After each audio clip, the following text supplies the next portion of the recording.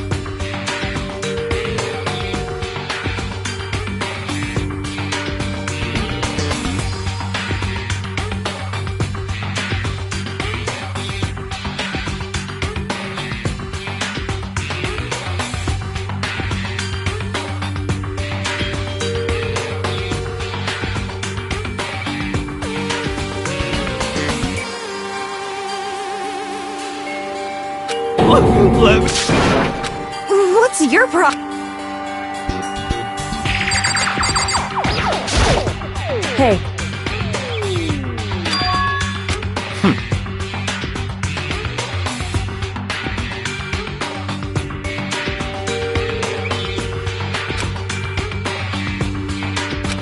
Hey.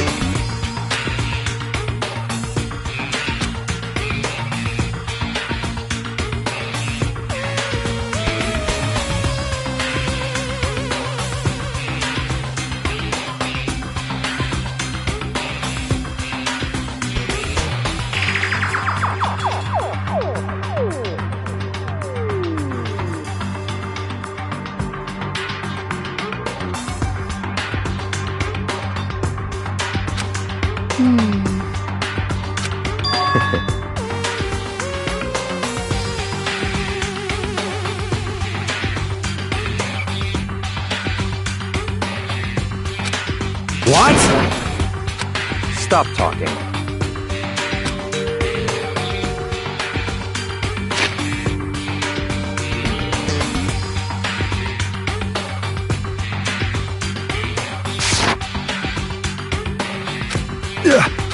So then.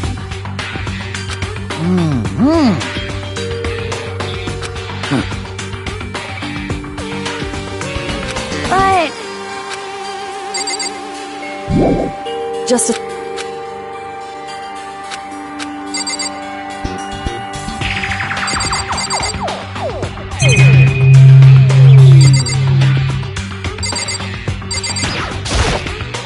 Anyway...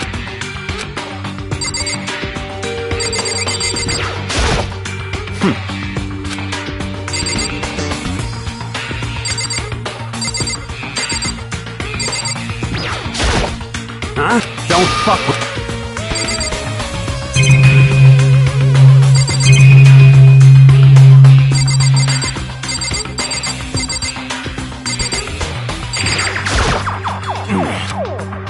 What the...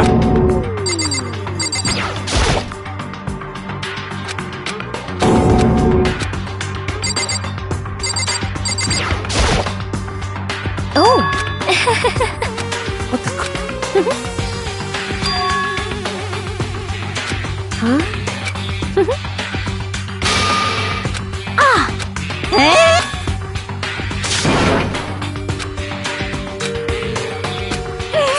What the heck?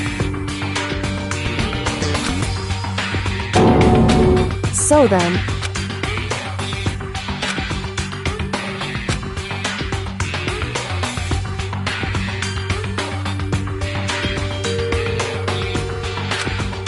So... Goodbye. Goodbye. Yo. Hey, damn it.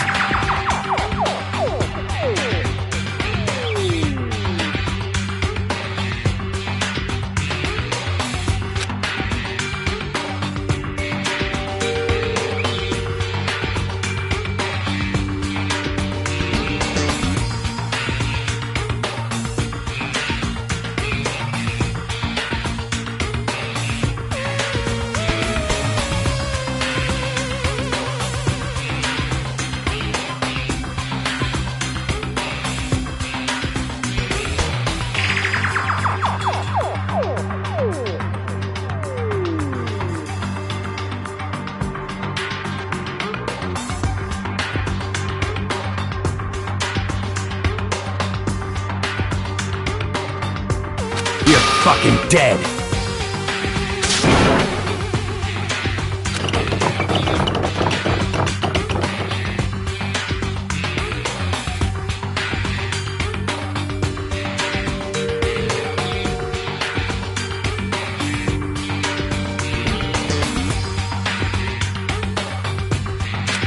So,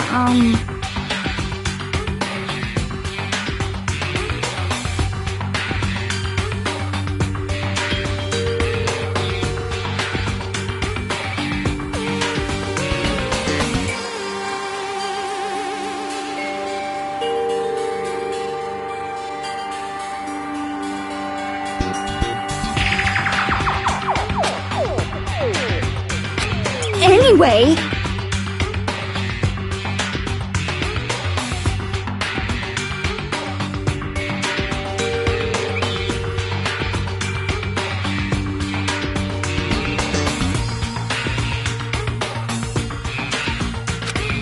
This is...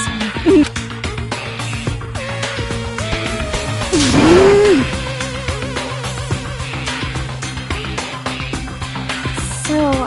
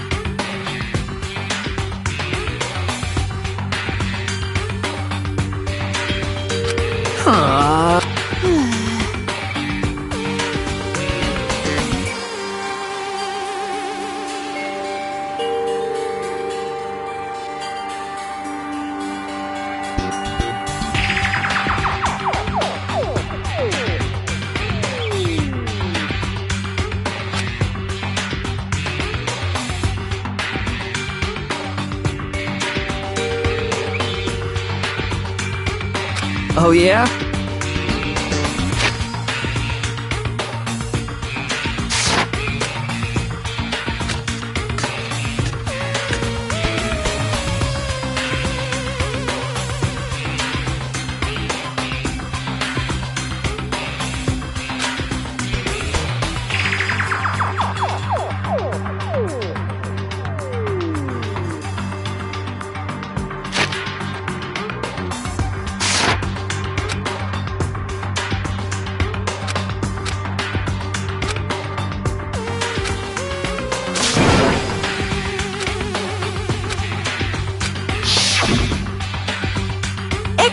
Execution is execution.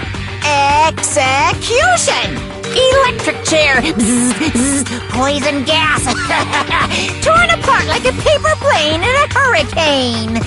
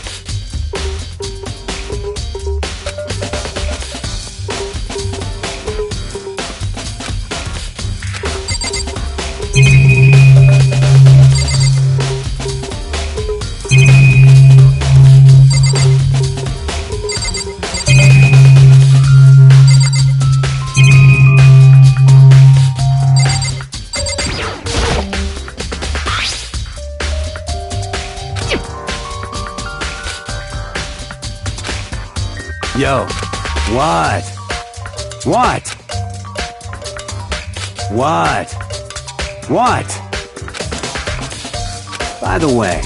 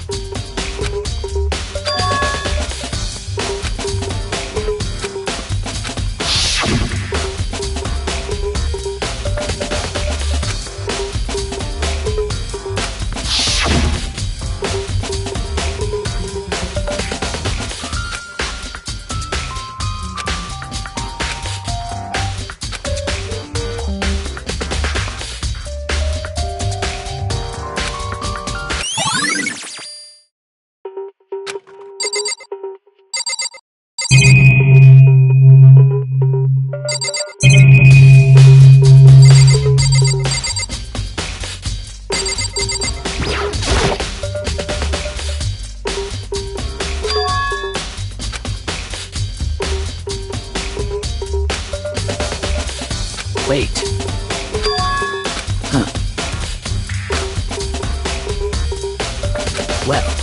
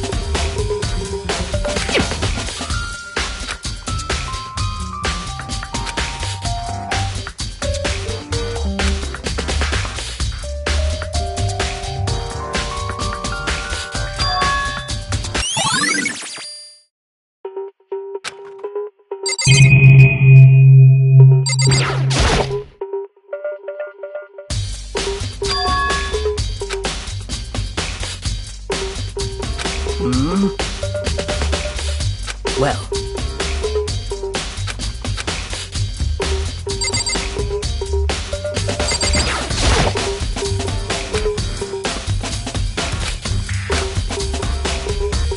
What are you doing? Isn't it obvious? No, not really. I'm searching. Searching? Did you lose a contact or something?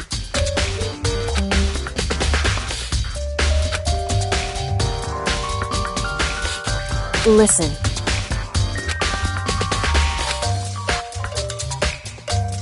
I see.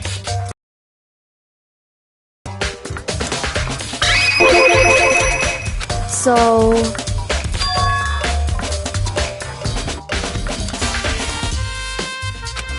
Indeed.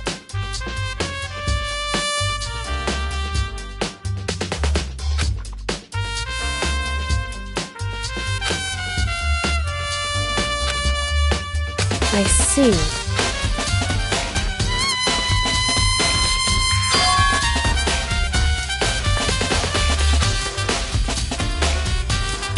Well?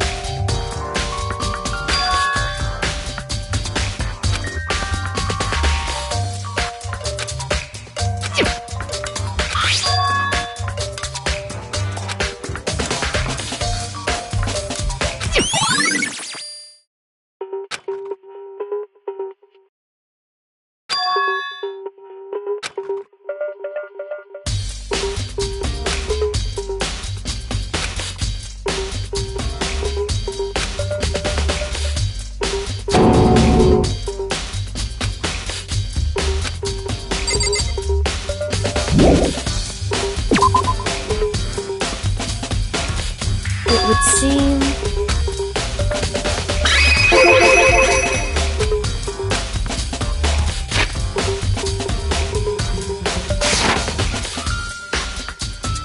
Right.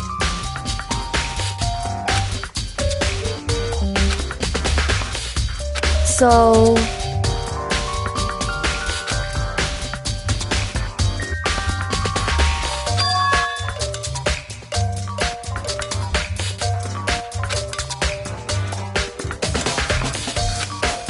Well, Makoto.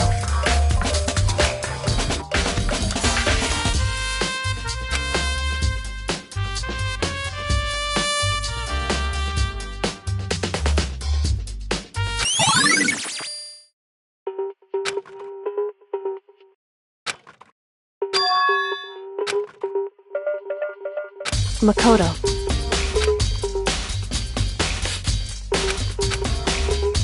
What?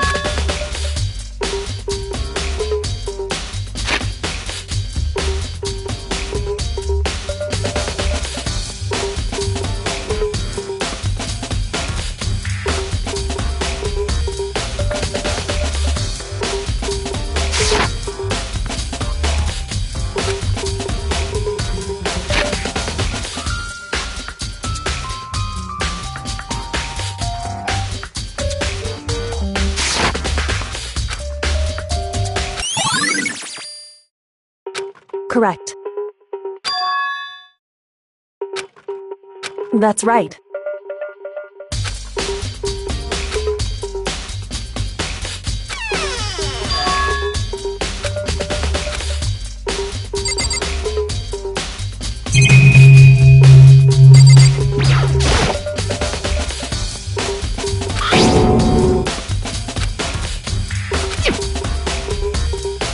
It would seem...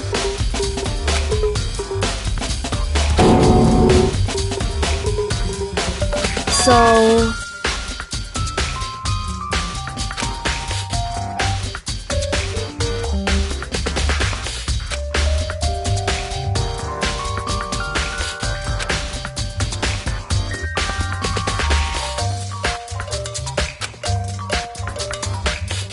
Just a second.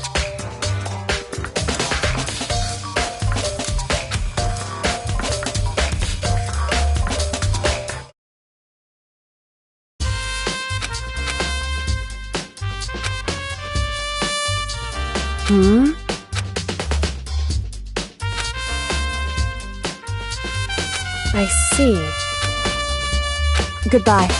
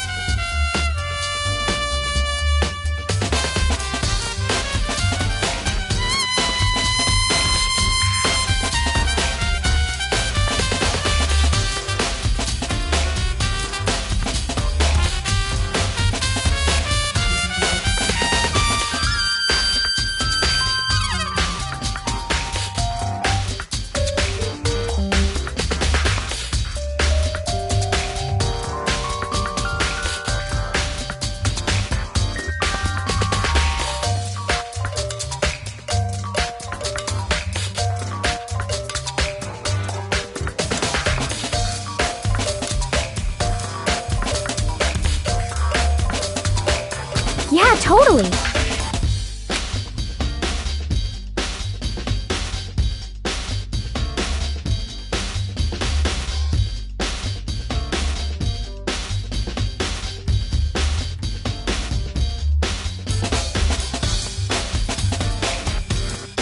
That's right.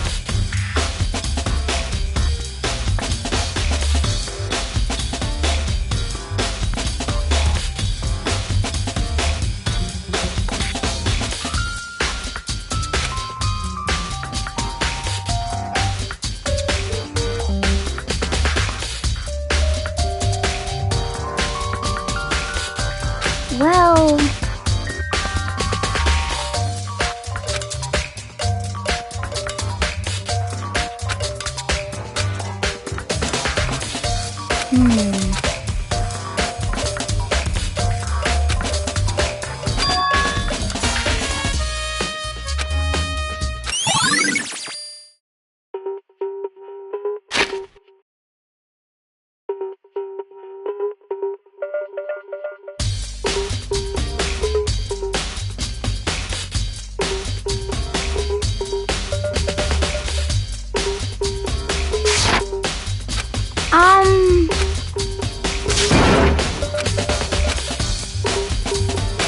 I mean...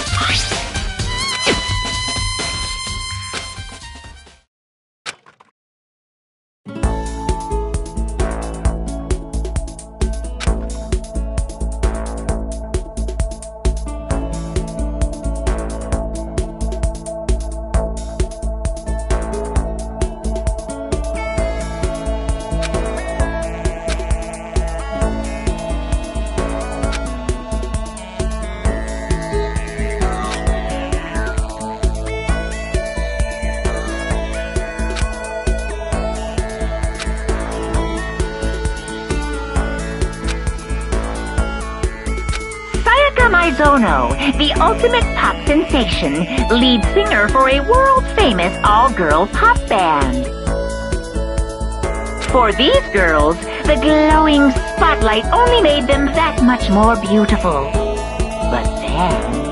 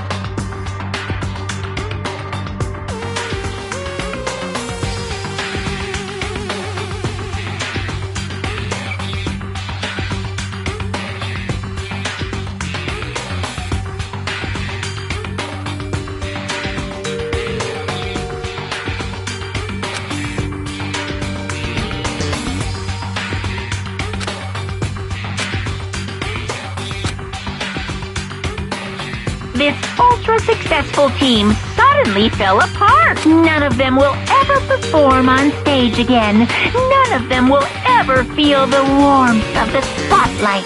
For Sayaka, there's simply nowhere for her to return to. So here's the billion-dollar question. What, oh what, could have caused the group to go to pieces?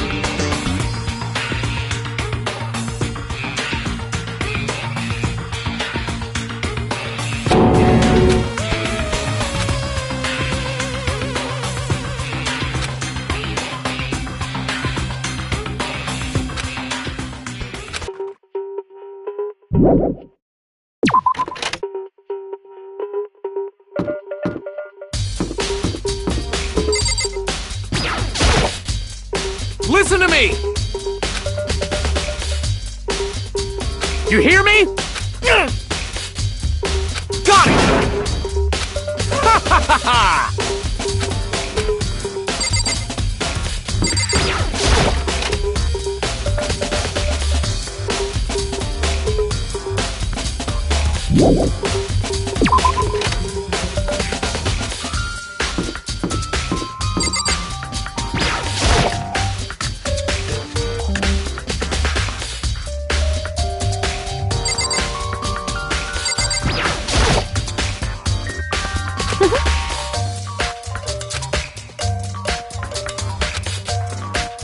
Well...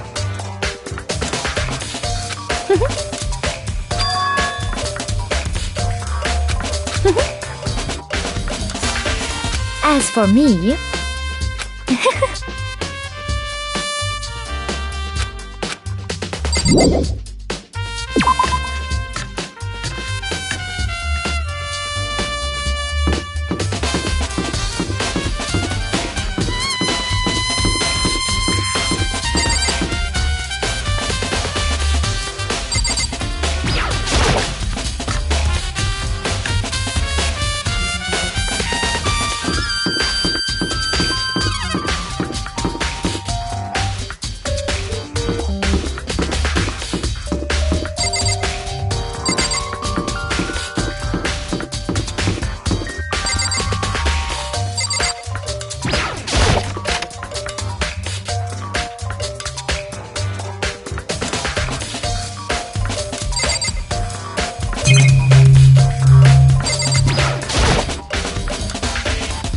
Monokuma, appear!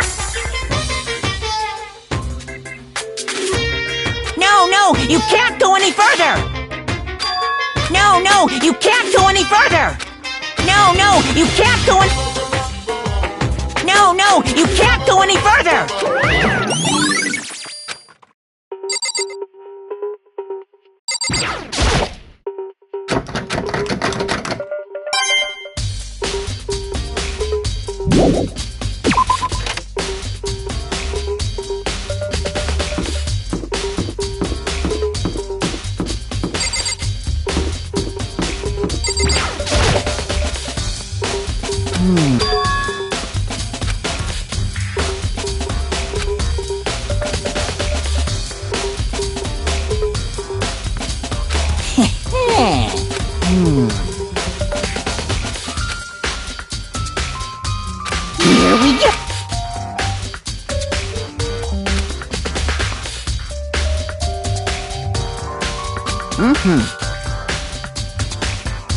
Very strange.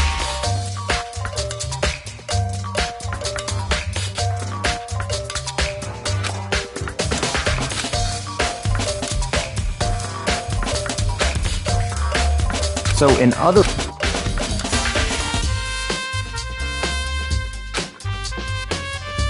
So that's it.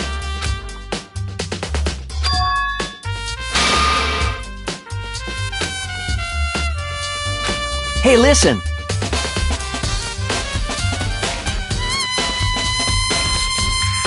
Hey, you bastard! Oh,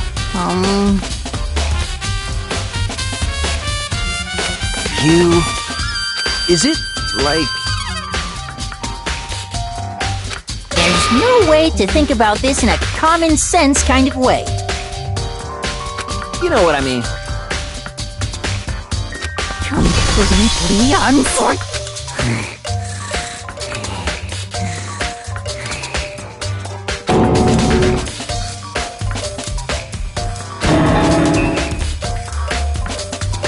Give me a break.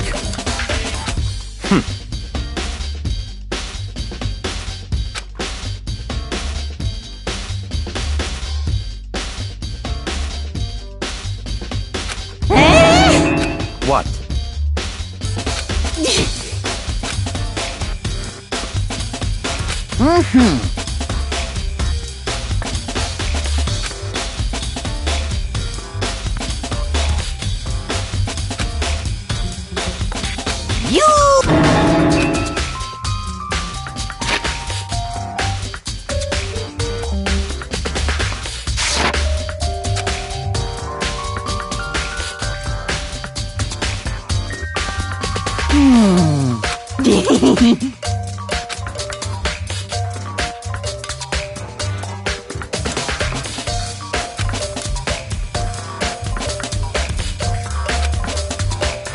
Da-da-da-da!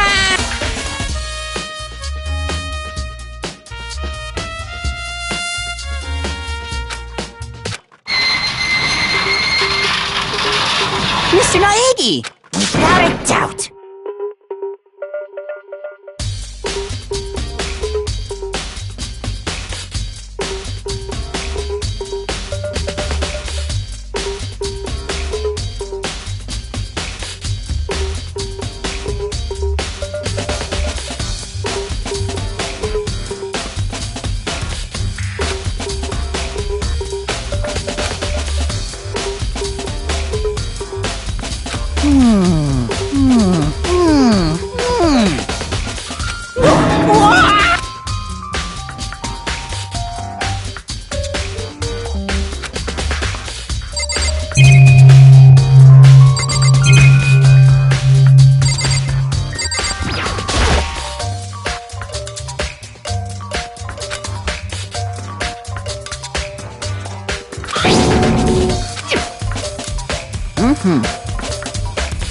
Yes, indeed.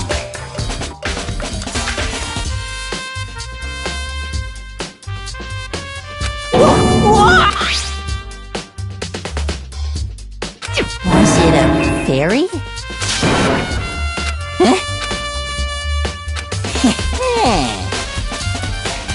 I feel as if...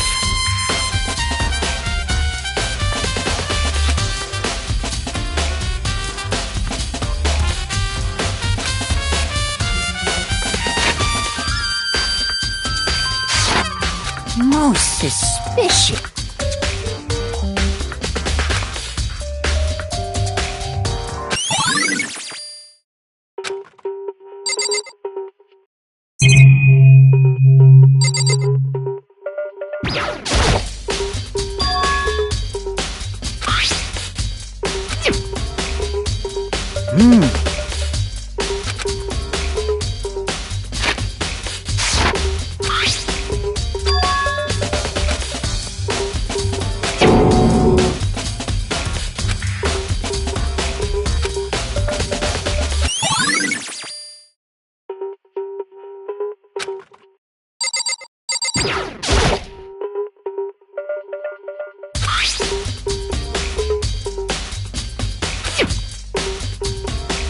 Is this...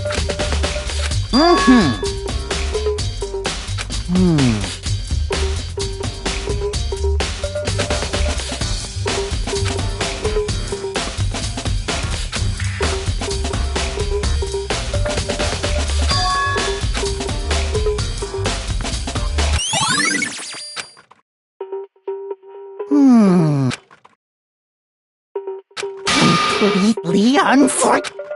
That's it. I'm sure of it.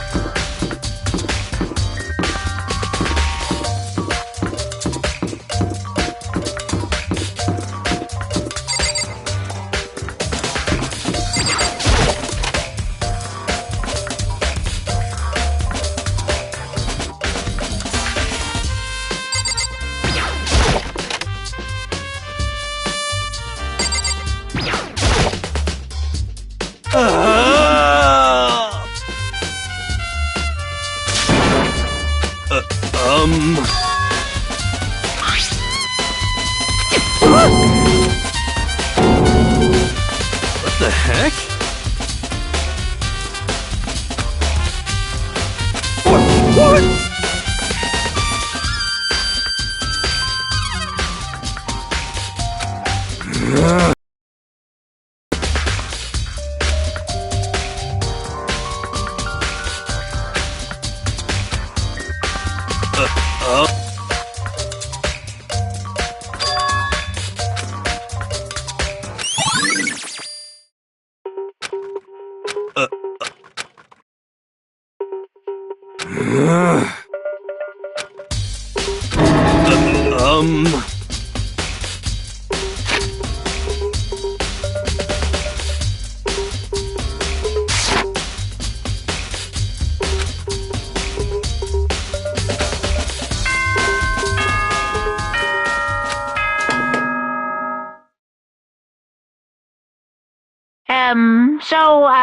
I'm getting tired of waiting. What say we just get started, It's time for the long-awaited class trial! Now then, allow me to appoint a proper location for the proceedings. Please go through the red door on the first floor of the school. See you soon!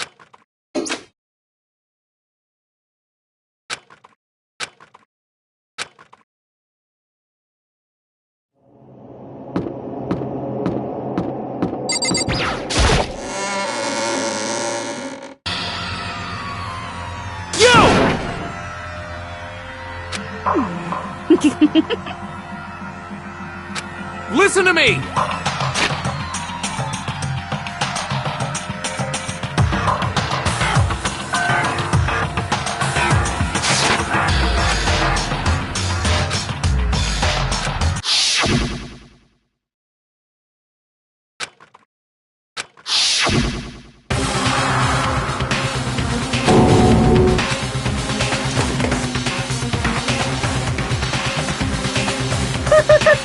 Please board the elevator in front of where all you... I'll meet you up...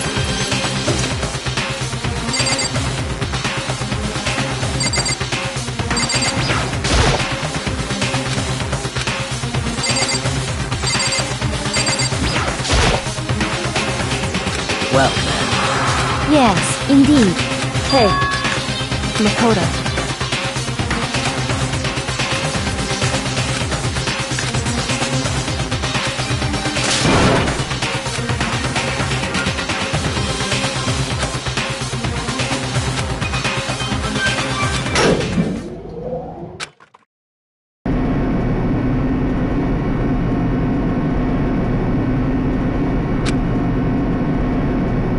Oh,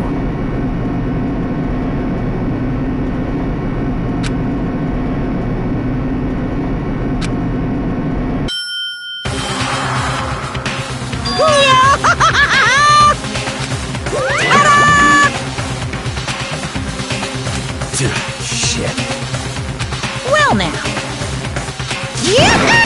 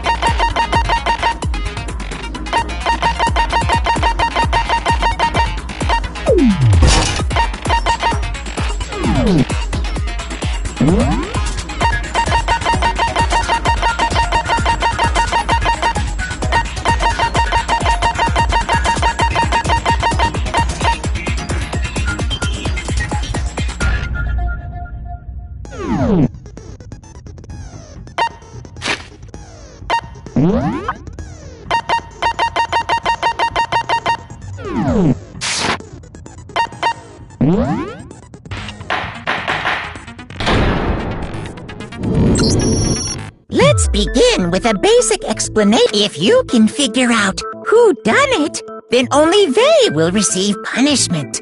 But if you pick the wrong one,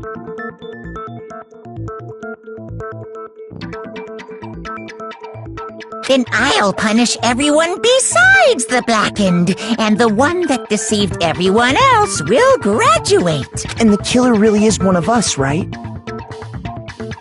Of course! Okay then. Everyone, close your eyes. And whoever did it, raise your hand. Don't be a goddamn idiot. Why the hell would they raise their hand? Before we move on and start the trial, can I ask a question real quick? What's going on with those pictures? I'd feel awful if they got left out just because they died. Friendship penetrates even death's barrier. Friendship penetrates? Okay, but what about that other empty seat? There were only 15 of us to begin with, so why are there 16 seats? Oh, no reason. It's just that our little courtroom here can technically fit up to 16 people. Okay, that about does it for the preamble. Get ready to get started. First up is the case summary. Now, let the class trial begin.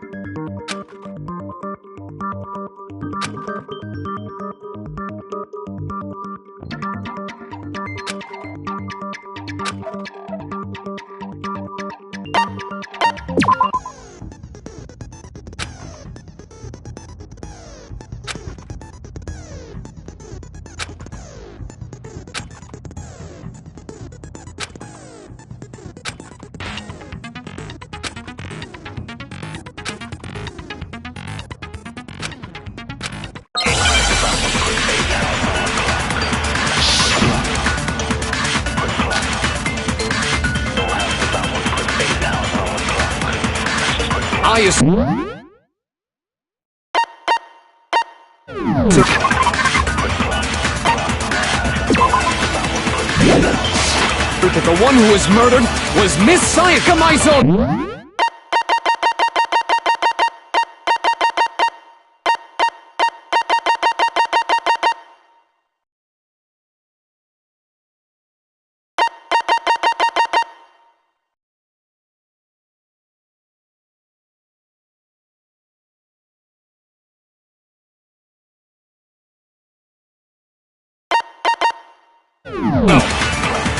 Yeah, we know that part already. and the murder took place in Makoto's room. In the bathroom. So it seems the killer must have taken her by surprise while she was in it. She didn't even have a chance to resist.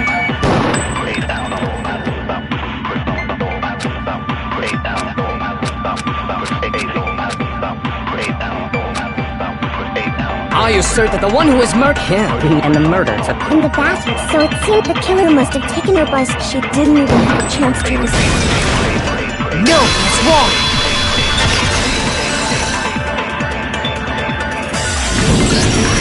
Just a second, Chihiro.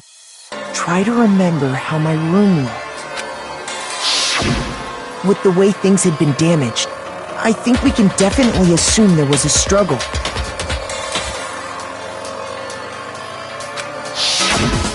A struggle? Between who and who? Between Sayaka and the killer, of course. So you're saying Sayaka wasn't caught by surprise in the bathroom? She must have been attacked in the main room first. Then, she ran to the bathroom to try and hide. The killer followed her in, and that's where they finished the job. That much should have been obvious after taking one look at the scene. It shouldn't even need explaining. Sorry. Okay, so what's next? Next is the subject of the murder weapon. Wow, this is starting to sound like a real trial.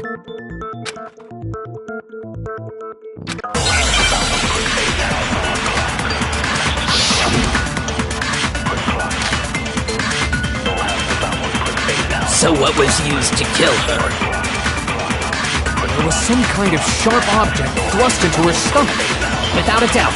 So the killer used some random knife they had on him. How could anyone do something like that? That son of a bitch! So what was used? There was some kind of without a doubt. So the killer used some random... No, that's wrong!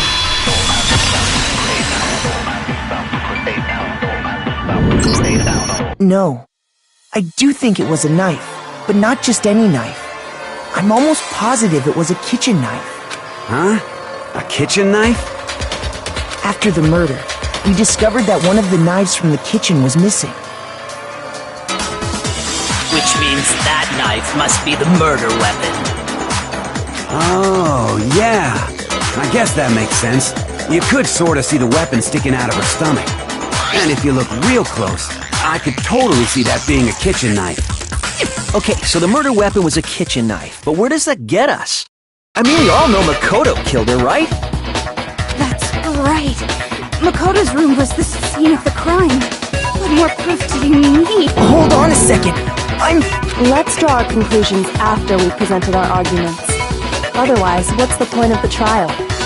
Well, we can talk all we want. It's not going to change that conclusion. I don't think that's true at all. I'm sure if we keep at it, something new will reveal itself. You really believe that?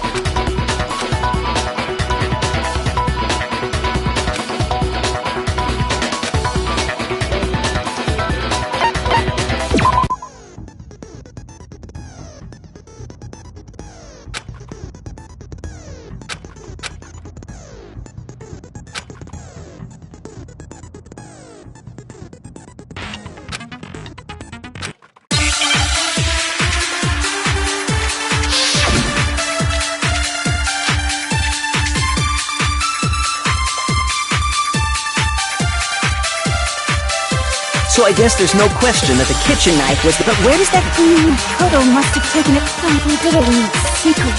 And nobody was in the dining room. No, that's wrong!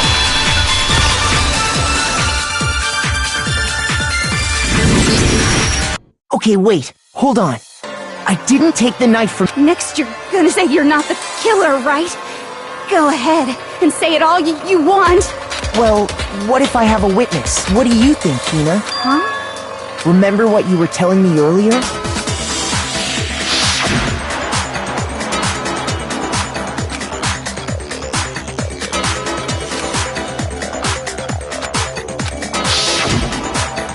Just to be perfectly clear, the knife disappeared while you were in the dining hall, correct?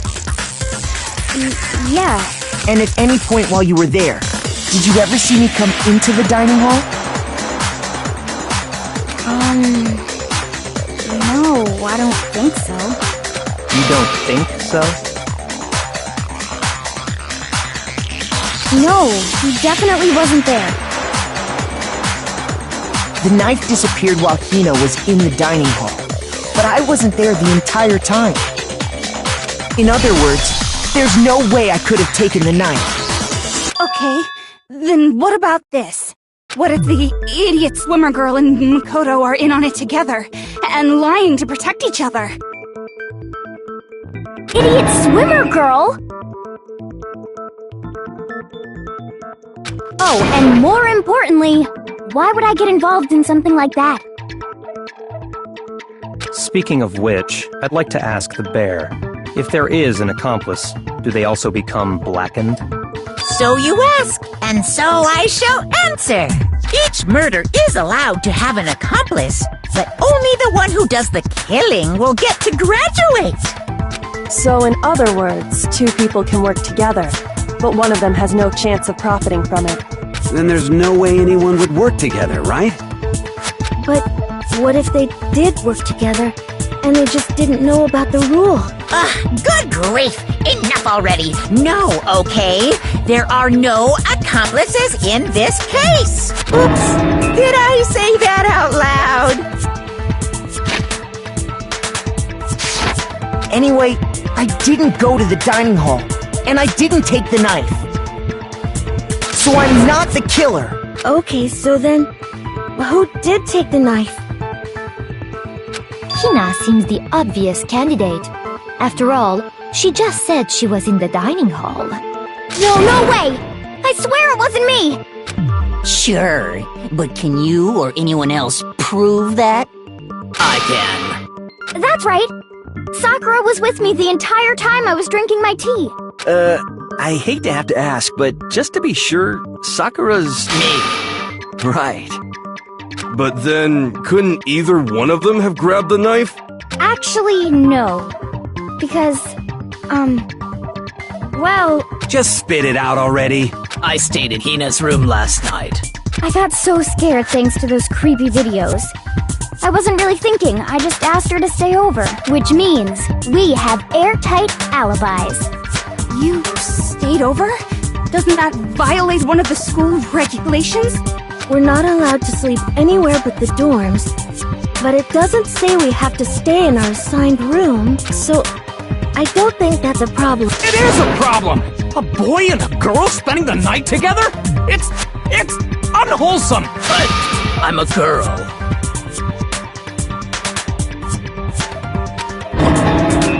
You are? Oh my gosh, I'm so sorry! But if it wasn't either of you, then what other possibility is there? Actually, there is one other possibility. Right, Hina? Oh, yeah, that's true! One other person did come to the dining hall while we were there. Why didn't you say so in the first place?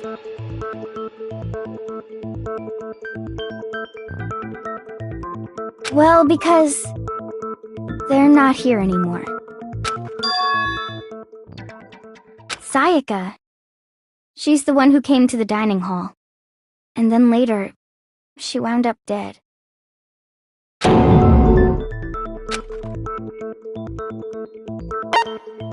I got it! Then, Sayaka is the one who took the knife? That's the only possibility. And thinking back on it, she was acting kind of unusual. When she came into the dining hall, she didn't even look at us. She just went straight to the kitchen. As she left, she said she just wanted a drink of water. But most likely... And the person who took the knife was the victim herself! I'm sure she just took it for... Saying the knife she took was then taken from her and she was killed with it? In that case, you may not have taken the knife, but you still could have killed her. What? See? He did do it after all! No, you're wrong! So, that's how you would twist the argument and send us all off in the wrong direction? You possess a most terrifying talent.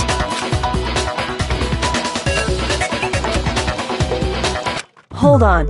It's still too early to decide conclusively that Makoto is the killer, wouldn't you say? Because you see, if the room did belong to the killer, then they did something most bewildering. And until we unravel that little mystery, you simply can't declare that he's the killer. Bewildering?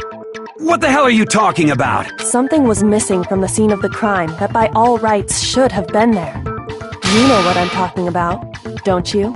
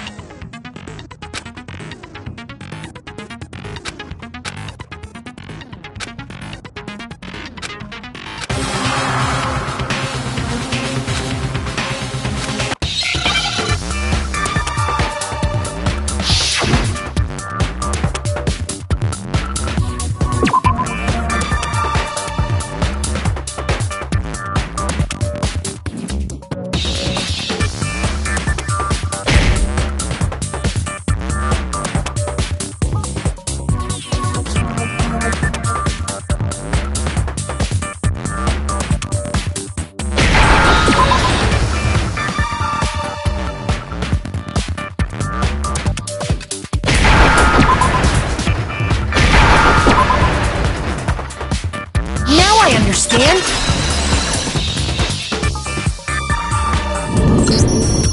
That's right! There wasn't a single hair on the floor! So, the culprit removed some evidence?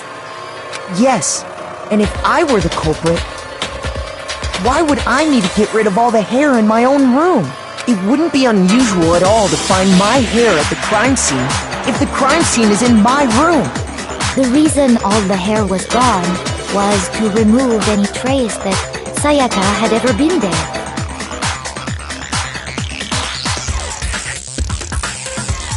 That makes sense, does it not? No. If that were the case, they would have had to do something about the body itself, not just her hair. Yes, very true, very true!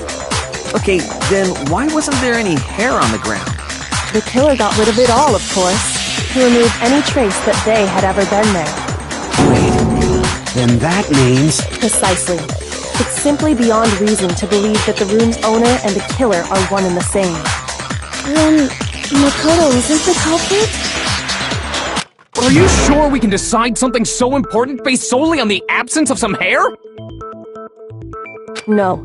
There are other reasons that prove why Makoto couldn't have done it. I would like to hear these reasons. Do you remember anything remarkable about the bathroom at the scene? Sayaka was attacked in the main room first, then fled into the bathroom, right? Yeah, then they ran after her, got into the bathroom, and stabbed her. And how did the killer get into the bathroom? Did they have any trouble with it? What do you mean? It's fairly certain that the killer had some trouble getting into the bathroom. There was clear evidence left behind. Do you remember, Makoto?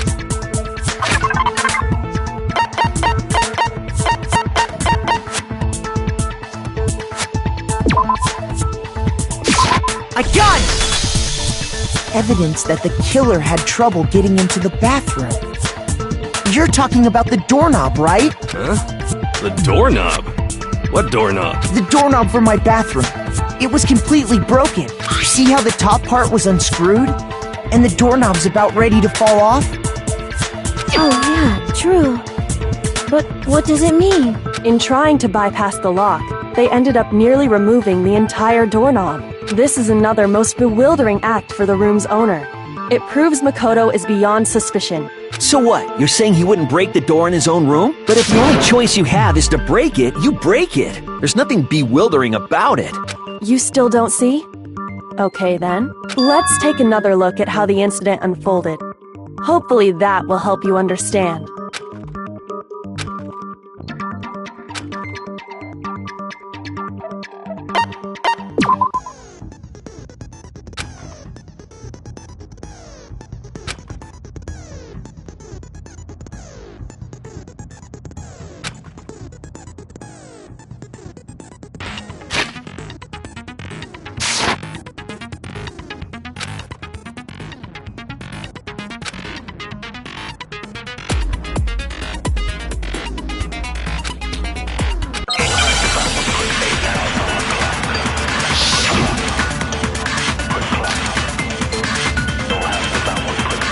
the incident took place in Makoto's room.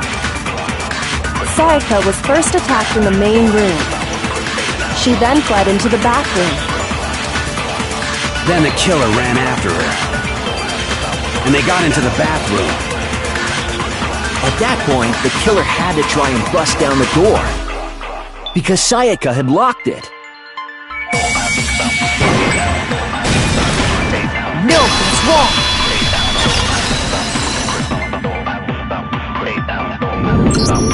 The reason my bathroom didn't open wasn't because it was locked.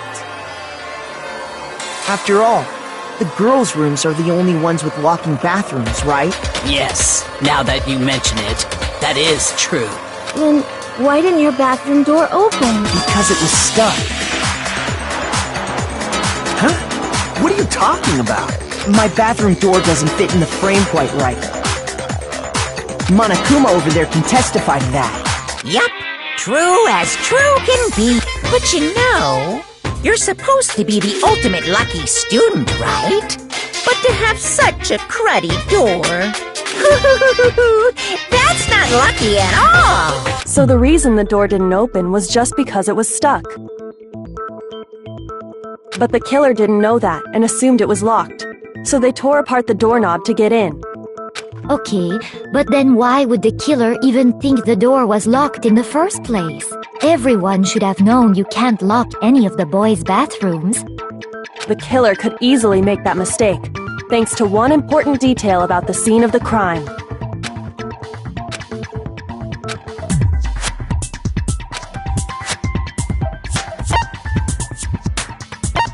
I got it! The killer must not have realized that it was my room.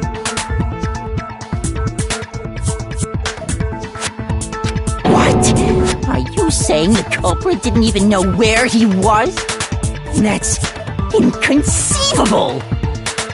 And yet, he's absolutely right. Say what? Well, to be more specific, what the killer didn't know was that Makoto and Sayaka had switched rooms, which is what led to the misunderstanding about the bathroom. If Sayaka had been in her own room, then there would have been a lock on the door, and they would have had to break through!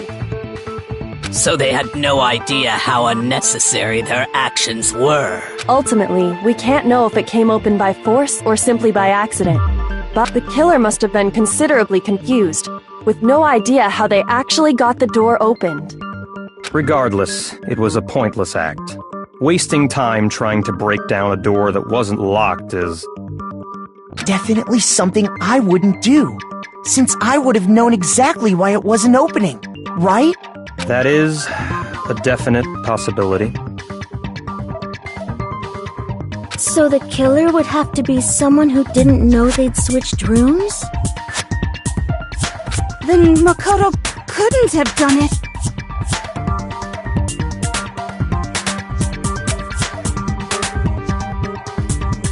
Okay, then who did do it? I'm sorry, but I give up! Quit without saving! But what happens if we can't decide on who we think did it? Well, why don't we just vote right now? Majority rules!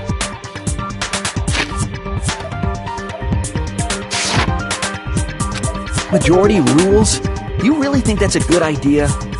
Yeah, our necks are on the line here. Someone seriously needs to do something. For serious. Does no one have any other thoughts or questions? It does not matter how trivial they may seem. Oh! As a matter of fact, I do have one question. Oh, you... You don't gotta sound so disappointed! It's fine, it's fine. Just ask your question. Oh yeah. Okay, so, well, I was just wondering, how did the culprit get into Makoto's room in the first place? Yes. How did the killer get inside?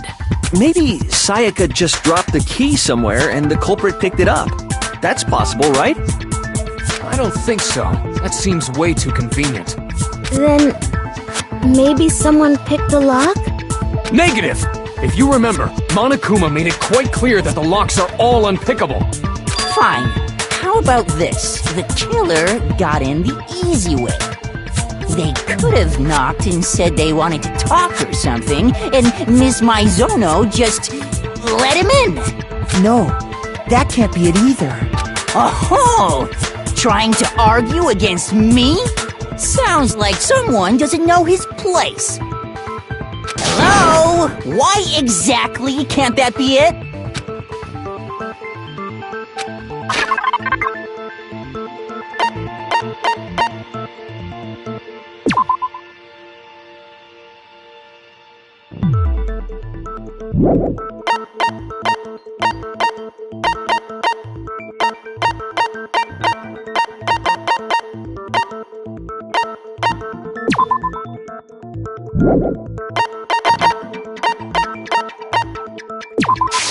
I got it! Because Sayaka was already... That's why she asked me to switch rooms in the first place.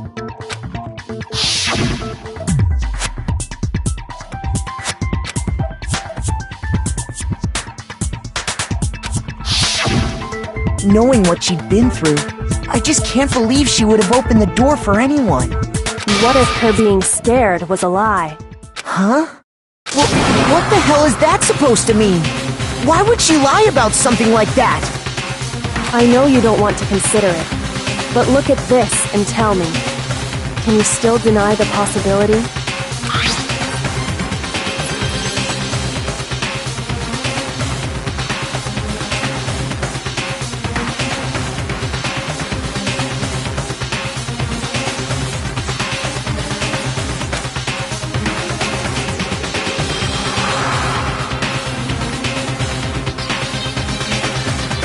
I found a notepad during my search, and I shaded in the top sheet with a pencil. And these are the words that appeared. Oh man! I've totally seen people do that on detective shows. When you write, it can leave an imprint.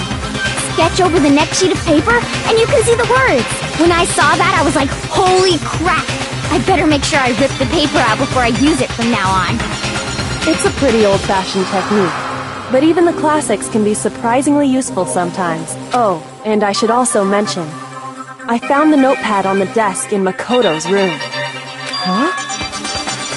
Which means only someone who had been in Makoto's room before the incident could have written it. Then either it was Makoto who lived there, or Sayaka who switched rooms for a single night.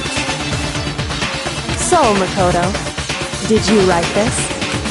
No, I did. Of course you didn't, because the note also bears a perfectly legible signature. Sayaka's signature. But why? Why would she write that? The note was likely her way of getting in touch with a certain someone. She must have slid it under their door to let them know she wanted to meet with them in secret. If you got an invitation like that from the ultimate pop sensation, what young man could resist? Of course, I'm only into 2D, so it wouldn't have any effect on me. But can we be sure anyone even got this note? And honestly, even if they did, I do not think they are at all involved in what happened. Huh? What makes you say that? Would you like to hear what I have to say? Very well then, pay attention.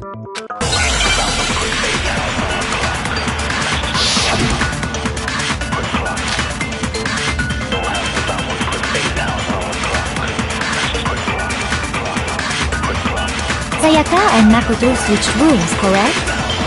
But in the note, the place they were asked to come to, it specifically says, I see.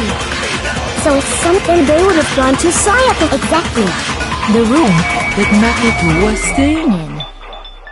So in other words, even if someone did read them, they would not have any connection to... It certainly would seem that way. Sayaka and Makoto switched rooms, correct? But in the note, the place they were asked to come, it specifically says, my room. I see. So if someone read that note, then they would have gone to Sayaka's room. Exactly. The room that Makoto was... No, it's wrong!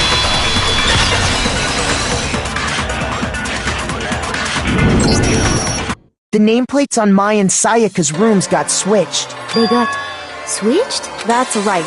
The nameplates got switched, just like the rooms themselves. As a result, the nameplate on Sayaka's room actually had Makoto's name. And the nameplate on Makoto's room had Sayaka's. So what you're saying is, the room Sayaka was staying in was actually marked as her room. Then, if someone did do what the note said, they would end up at Makoto's room where Sayaka was. Plus, their rooms are right next to each other, so switching the nameplates would be no problem. And the one who switched the names was... Well, of course it wasn't you, right, Makoto? Right? Okay, then who did it?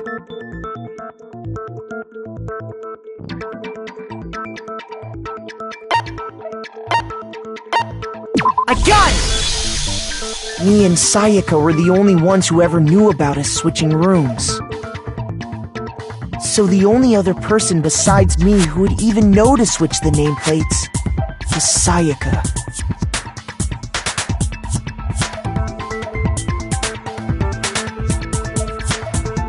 You can also infer as much from her note.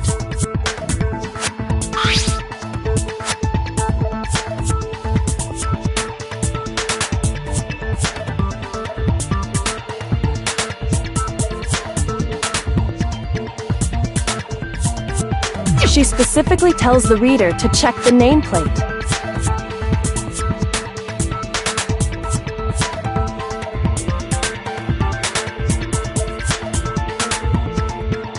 She would only have written that if she knew the nameplates had been switched. But why would she switch them in the first place? She wanted someone to come to the room she was in, and also hide the fact that it was Makoto's room. What? Inviting someone to your room, but not telling them you'd switched rooms.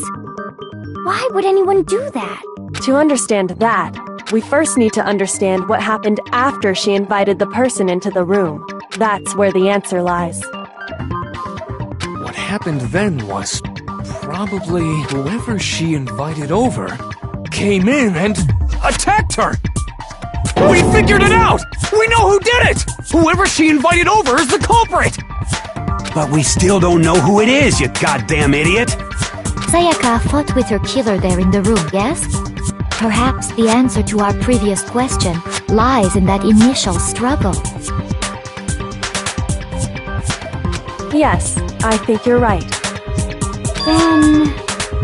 we just have to figure out what happened during the fight, right? That reminds me. There was a replica sword at the murder scene. Was that perhaps used during the fight? Oh yeah. What's the deal with that sword? Sayaka suggested I should hold on to it. I thought it might come in handy if I had to defend myself. It seems pretty likely that the killer used it to break Sayaka's right wrist. How the hell could you possibly know that's what broke her wrist?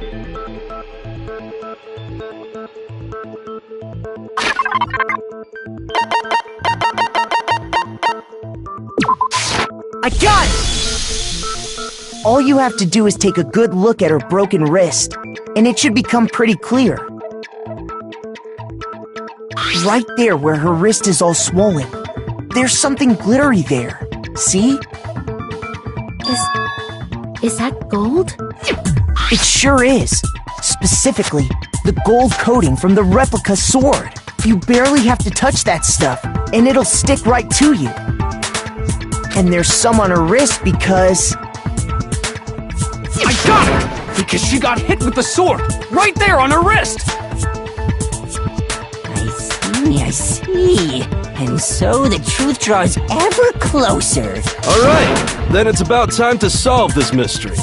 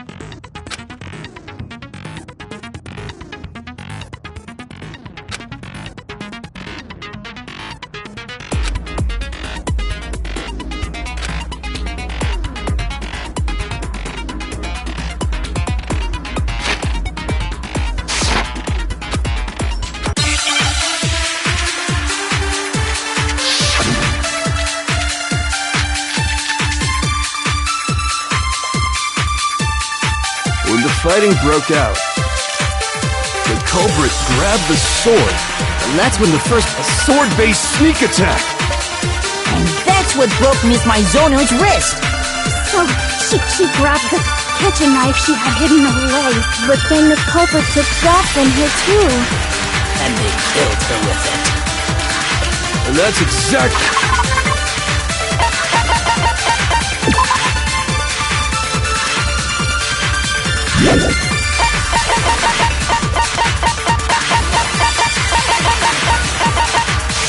We would have...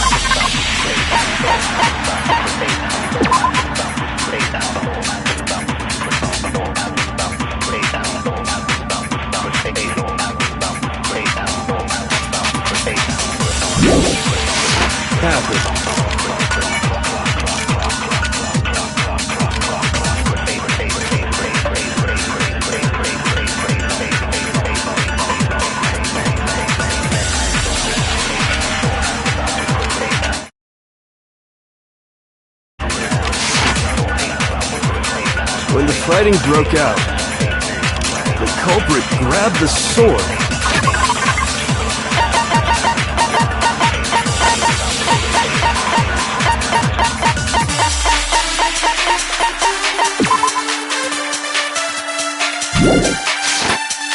And that's when the first blow was dealt.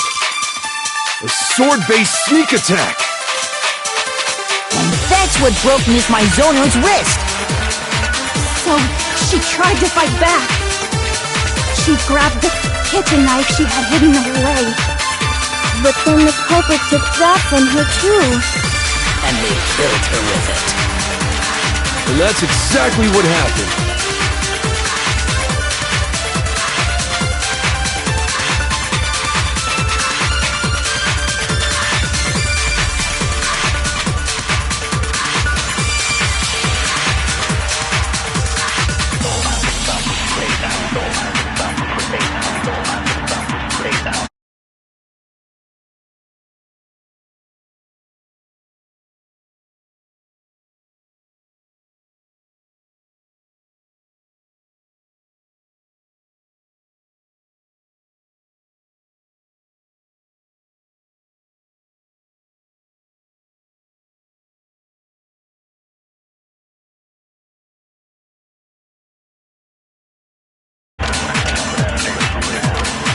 When the fighting broke out, the culprit grabbed the sword, and that's when the first blow was dealt. A sword-based sneak attack. And that's what broke... So she grabbed the kitchen knife she had hidden away. But then the culprit took that from her... And they killed her. And that's exactly what happened.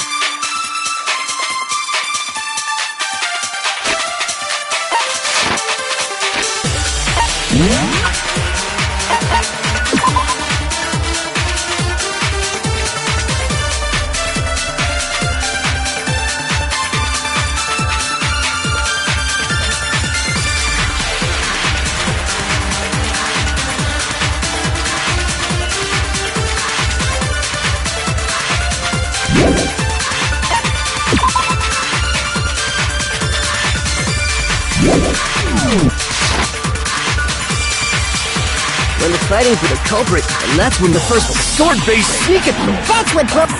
So she grabbed the kitchen knife she had hidden away.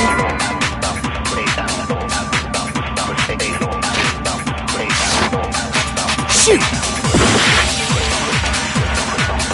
When the fighting broke out, the culprit grabbed, and that's when the first blow was a sword-based sneak attack. And that's what broke Miss Mizono. So she grabbed the... But then the culprit... And they killed her. And that's exactly what happened. When the fighting broke out, the culprit, and that's when the first sword-based sneak attack. No, it's wrong.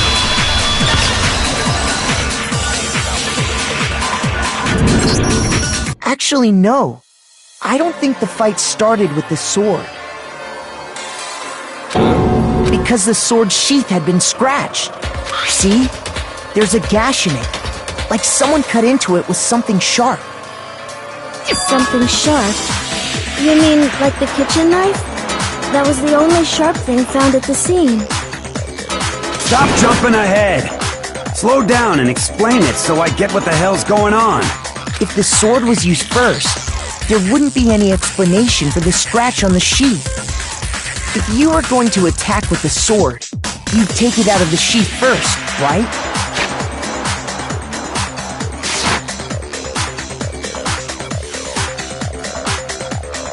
That's true. With the sheath on, it'd be... Okay, so If they got attacked with the kitchen knife, maybe they grabbed the sword as a defensive impulse. In that situation, there wouldn't be any time. So you're saying the sword was initially used to defend against an attack from the knife? which means whoever has a kitchen knife was the one who attacked first. I think I get it! So here's how it all played out. The culprit came in, found the kitchen knife hidden there somewhere. Then they took the knife and attacked Sayaka before she knew what was happening.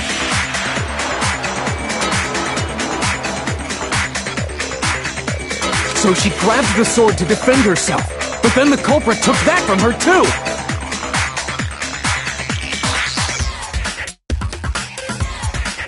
Then, after they broke her wrist with the sword, they took the knife and finished it.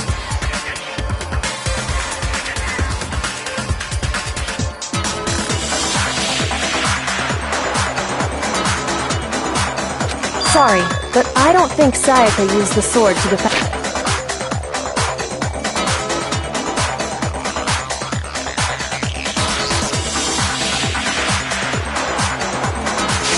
and herself. What? How the hell can you not think that? Because she never held the sword at all. There's a certain part of her body that makes this clear. I got it! You're talking about her palms, right? The palms of her hands were perfectly clean, so I don't think she ever picked up the sword. How can you know that just by looking at her palms? Like I said before, the gold coating on that sword comes right off. All you have to do is touch it. In fact, if you look, you'll notice that a lot of the gold has already come off the handle. It's safe to assume that's because whoever used the sword got some of it on their hands. There's really no way she could have picked it up and come away completely clean. Maybe she washed her hands after she escaped into the bathroom. Sorry, but I don't think so. Why do you say that?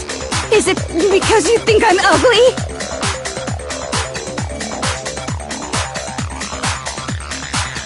No, that's not it at all.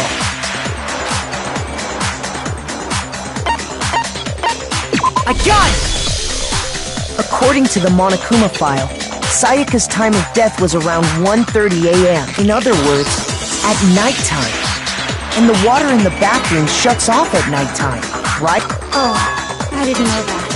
Actually, I haven't taken a shower here yet.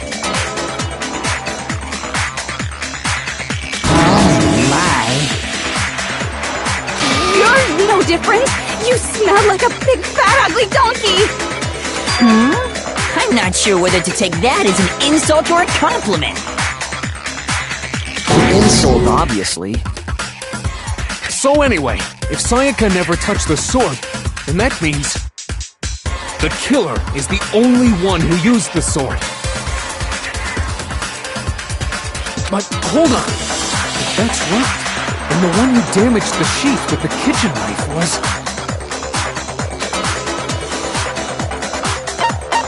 I got it!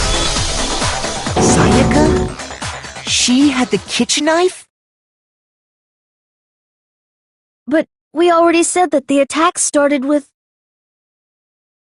The person with the knife attacked first, and the sword was used as an impromptu defense. Then the one who attacked first was... Sayaka? Now do you understand? She wasn't a blameless victim in this. No, far from it. It's almost as if she'd been planning to commit a murder of her own. She took the knife from the kitchen, then invited the culprit to the room she was staying in. And if it's true that she had the kitchen knife and attacked without provocation... Indeed. The These are all the actions of an assailant. Which brings up another point. Makoto, Sayaka was the one who suggested you two switch rooms, correct? Maybe the reason she wanted to switch rooms was so that she could pin the crime on you. That is a possibility, is it not?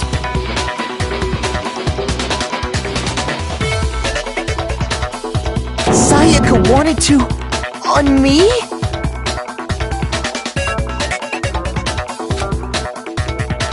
That would also explain why she would switch the nameplates.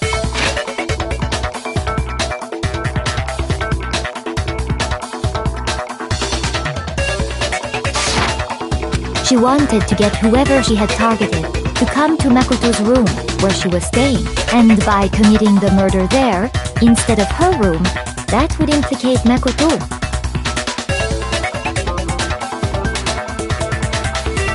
But for that to work, the target had to be lured out while still keeping the room swap a secret.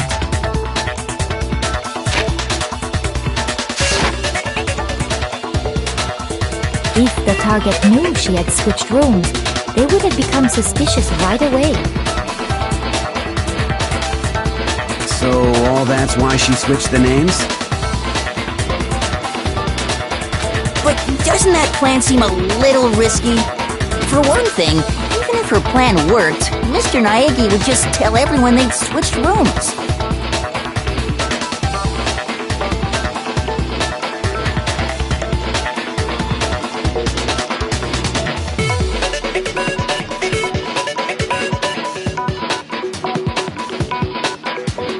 I don't know. I'm not sure our soft-hearted Makoto is capable of that kind of cutthroat behavior.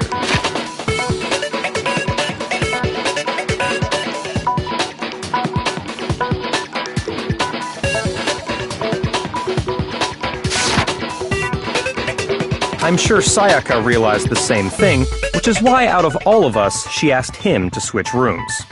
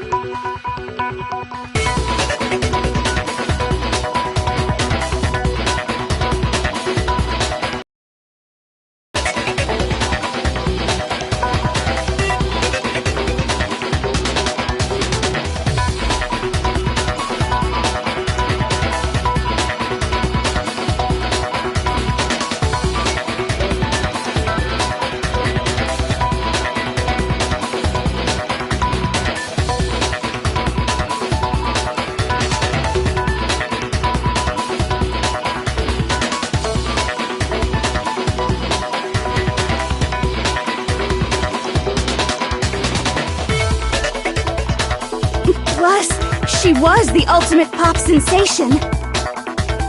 A totally forgettable kid, or a national superstar.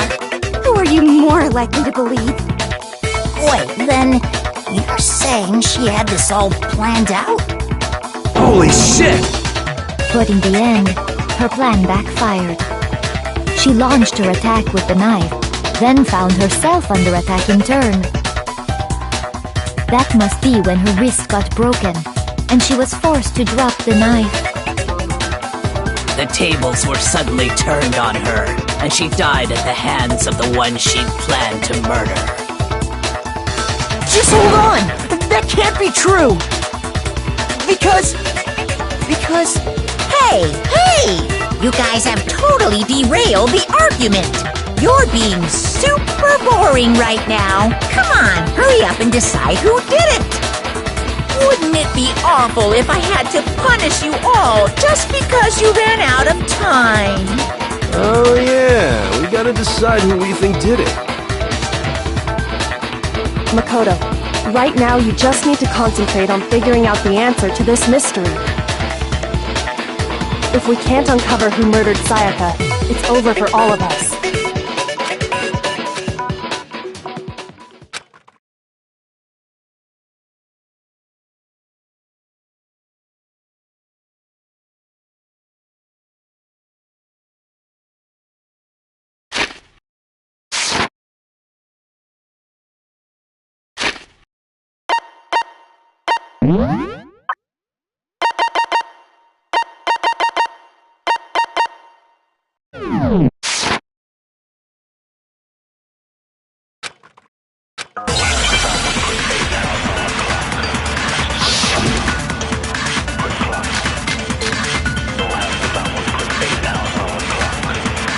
It's easy just to say, hey, decide who did it. But there just aren't any more clues, right? Very well. Then let's review all the clues we've found up to this point one more time. Do we really have time for all that? Die! If we don't do something, we're gonna die!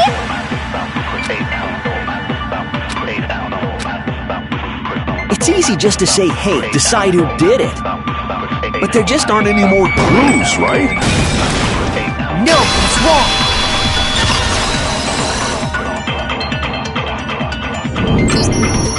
There still might be one clue left. Sayaka's dying message.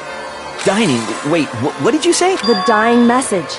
She wrote something on the wall behind her, remember? 11037. Written in her own blood. There must be a clue about the killer hidden in there. Well, before we get too far into that, I need to ask, can we really be sure that Sayaka is the one who wrote it? I got it! Her left index finger had blood on it. That could only be because she used that finger to write the message. I see. She broke her right wrist during the fight, so she'd have to use her left hand to write. Sure. I think we can all agree Sayaka wrote it. What the heck do those numbers mean? 11037? Hey, Chihiro. You're a computer nerd or whatever, right? You should know all about numbers and shit.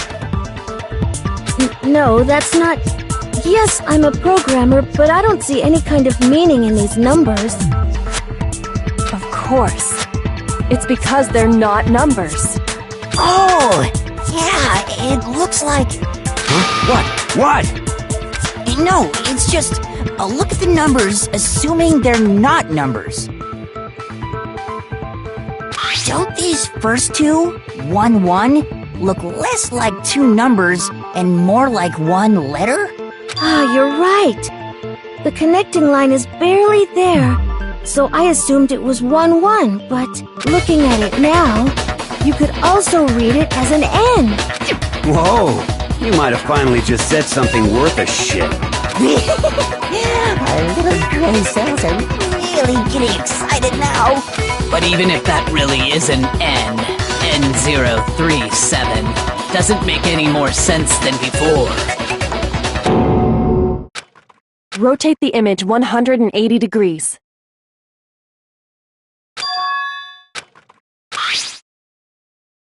Oh my god. Now I see. She wrote down the killer's name. Huh? You just shot past the clue part and right onto who did it. So, whose name did she write?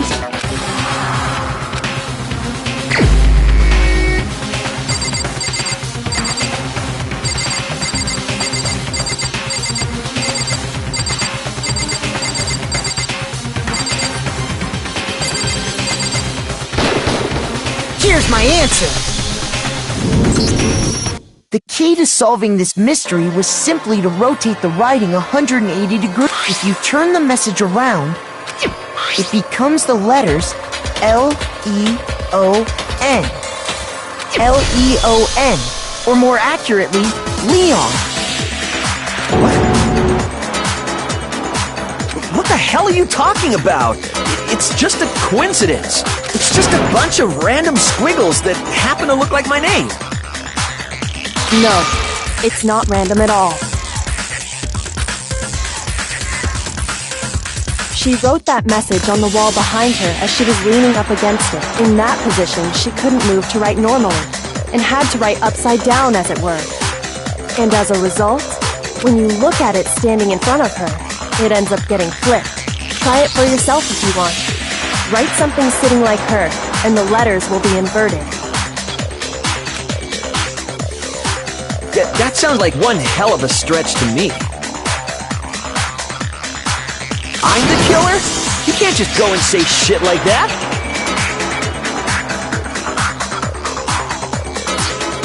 If you're not the killer, then why did you try to destroy the evidence? Huh? You know what I'm talking about, right, Makoto? The evidence Leon tried to get rid of?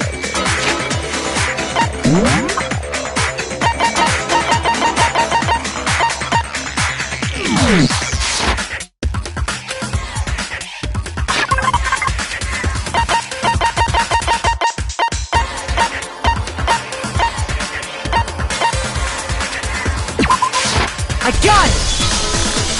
You mean the burnt shirt piece I found laying on the ground by the incinerator, right?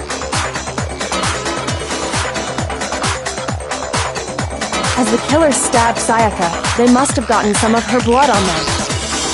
And to dispose of the shirt covered in the victim's blood, they threw it into the incinerator. But one piece burned off and got left behind. And the killer didn't notice. If they had, they most certainly would have panicked. Isn't that right, Leon?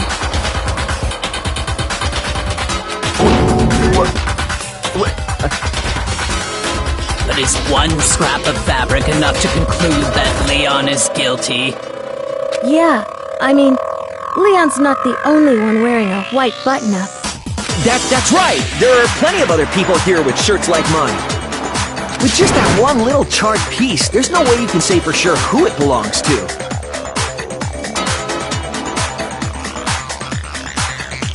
You're right. That alone isn't enough. But there are some other points that may reveal the truth. Are you finally starting to understand? The answers to all the riddles are right here.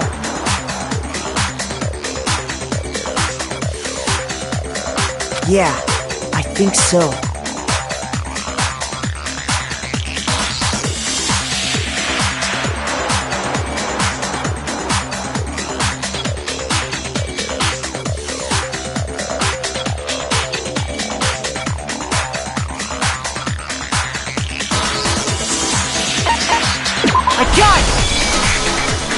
If you look closely at how the shirt was disposed of, we should be able to figure out who the killer is. Oh yeah, that's a good point. I think I know what you're gonna say. You can't reach the incinerator without opening the gate in front of the trash room, right? And obviously, you wouldn't be able to hit the switch to turn it on either. You need the key to get in, and the one with the key was the person on cleaning duty. So the killer had to be whoever was in charge of taking care of the trash, right? Interesting.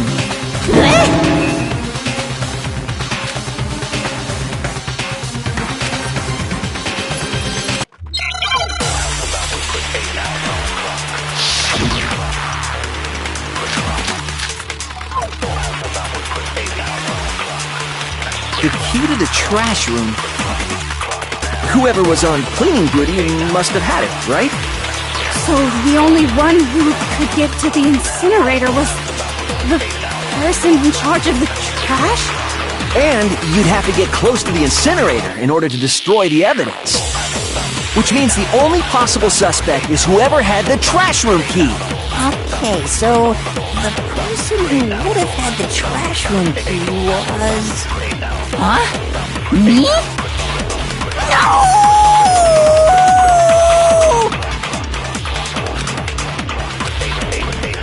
The key to the whoever was on cleaning duty. So the only one, the person who... And You'd have to get close to the incinerator. no, it's wrong.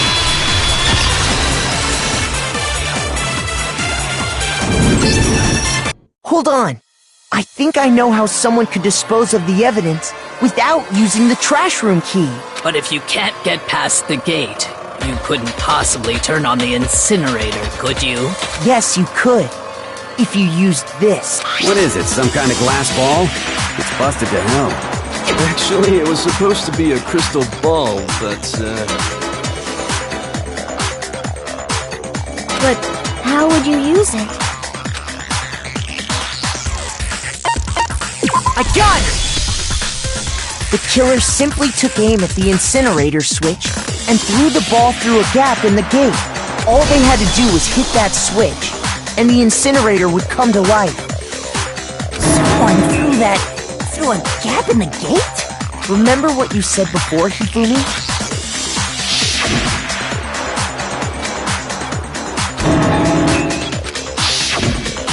Hifumi had the key, so the only way the incinerator could have been turned was because the killer was able to hit the switch without opening the gate. Once they'd gotten the incinerator going, all they had to do was ball up the shirt and toss it in.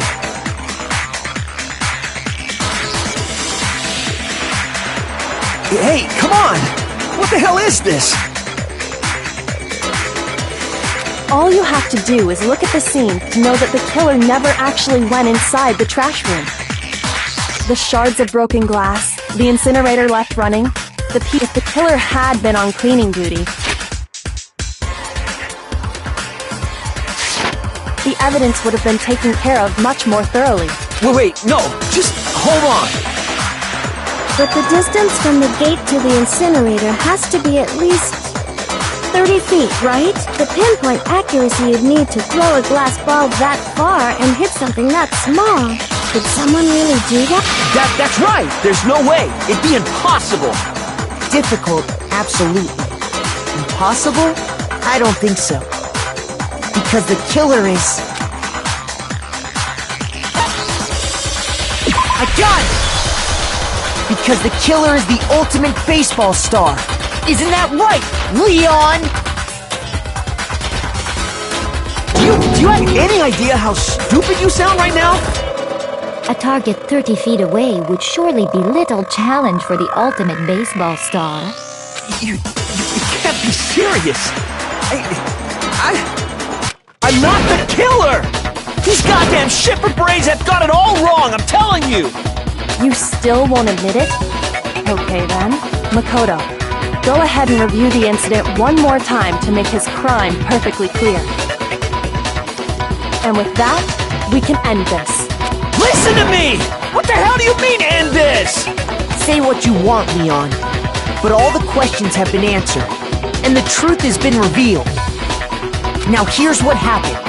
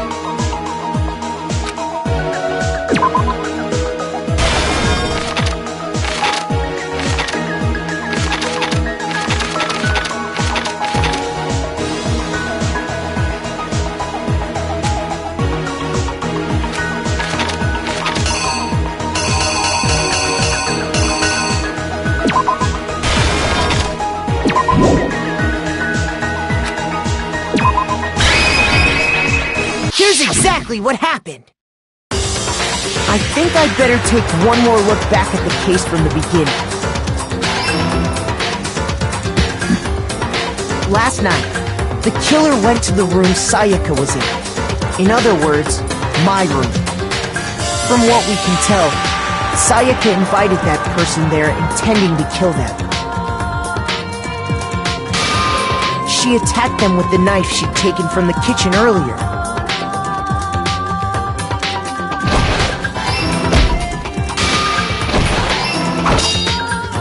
But then something happened that she wasn't prepared for.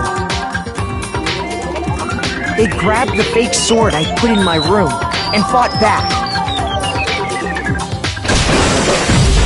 During the struggle, a strike from the sword broke Sayaka's right wrist. And that's when she lost her grip on the kitchen knife. Finding herself cornered, Sayaka panicked and ran into the bathroom. The killer went after her, but couldn't get the bathroom door open. What they didn't know was that my bathroom door got stuck easily, and there was a trick to opening it. Sayaka knew about that because I told her, but of course the killer had no way of knowing.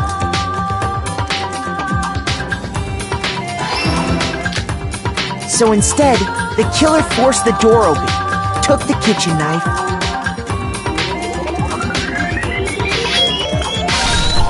and stabbed Sayaka.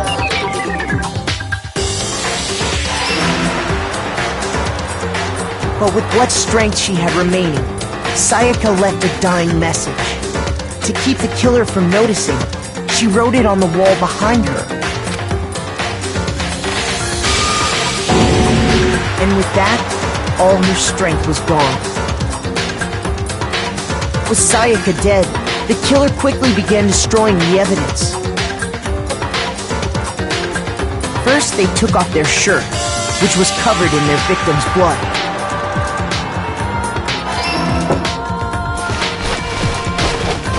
Then they took the lint roller in my room and cleaned up the entire area. They wanted to make sure they got rid of any trace they'd ever been there.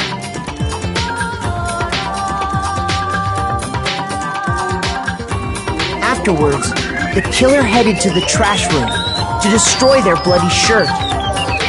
They tried to burn the shirt using the incinerator there. But the trash room was blocked off by an especially sturdy gate, preventing access to the incinerator. So they came up with a plan to use Hiro's crystal ball, which he left in the laundry room. The killer managed to throw the ball through the gap in the gate and hit the incinerator switch. For any normal person, that'd be an impossible throw, but the killer had the confidence to take a shot. And that's because the killer was the ultimate baseball star. The crystal ball, thrown with absolute precision, hit the switch on the incinerator, which then quickly roared to life.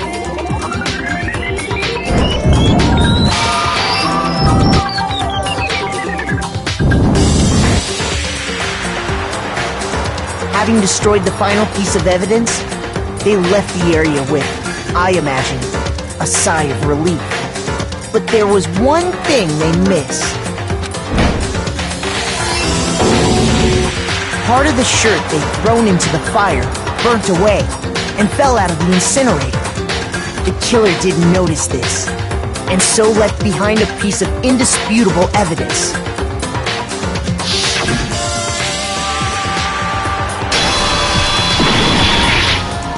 Isn't that right, Leon?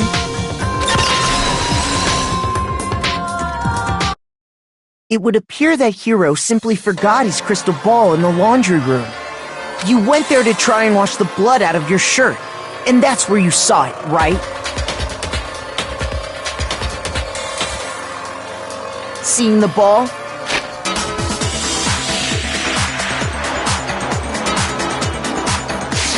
You thought of a way to take care of everything. So, Leon, do you object to anything that's been said? Do I object? Hell yes, I object! Of course I do! I object! I object! I object!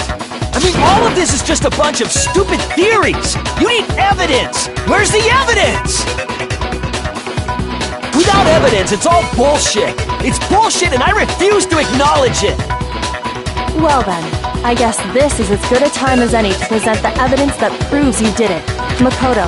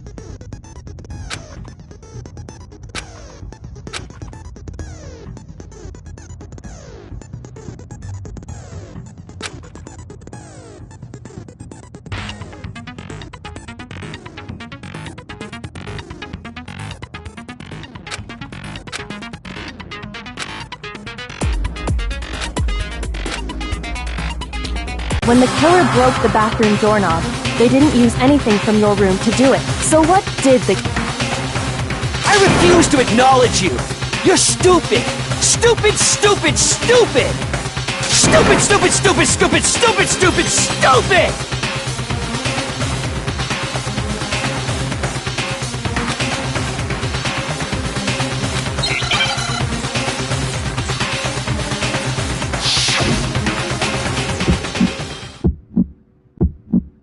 Where's your proof? You kidding me? Not a chance! It wasn't me! Stupid! You lie! Shut up! Where's your proof? You kidding me? Not a chance! You lie! Where's your proof?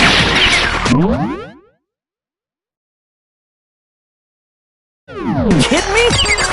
Not a chance! It wasn't me! Stupid! You lie! Shut up! Where's your proof? You kidding me? Not a chance! You lie! Shut up! Stupid! Where's your proof? You kidding me? Not a chance! It wasn't me! Stupid! You lie! Shut up! Where's your proof? You kidding me? Not a chance! Where's your proof? This should prove it.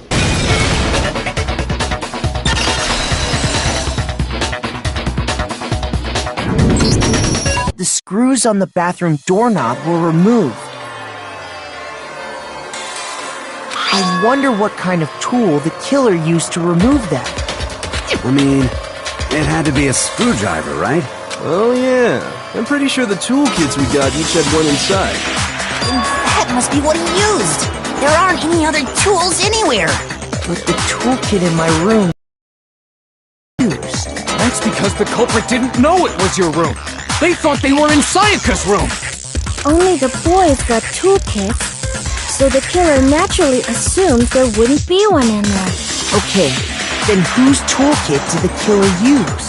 Stupid, stupid, stupid! It had to be their very own toolkit. Stupid, stupid, stupid, stupid, stupid! Leon, would you mind showing us your toolkit? If I'm right about this, then the screwdriver will show some evidence of being used. Stupid, stupid, stupid! Huh?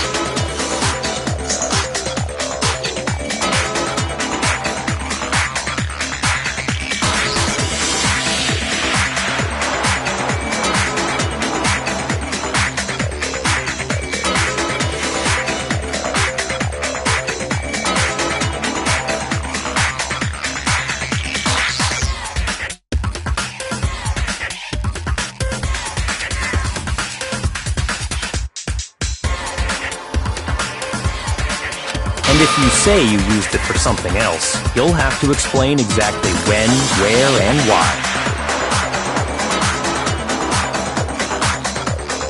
And let me say this right now. I lost it isn't an excuse at this point.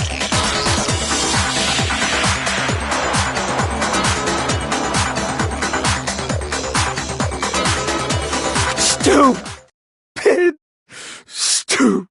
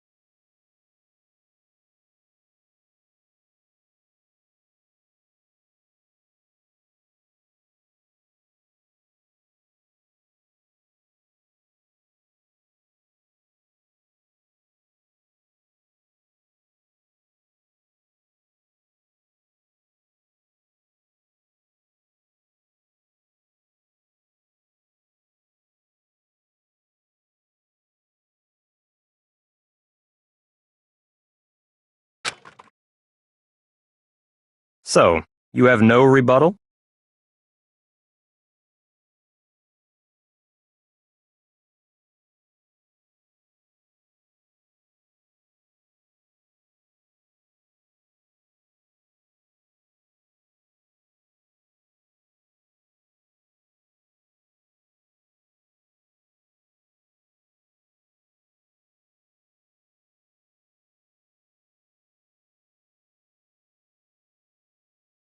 Then it would seem we are finished here.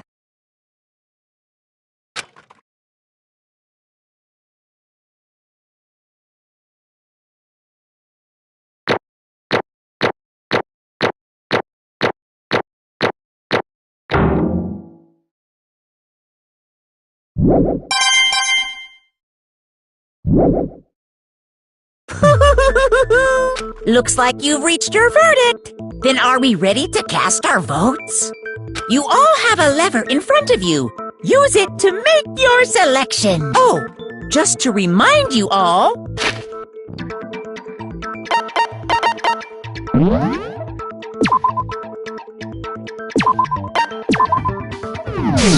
make triple sure you vote for someone.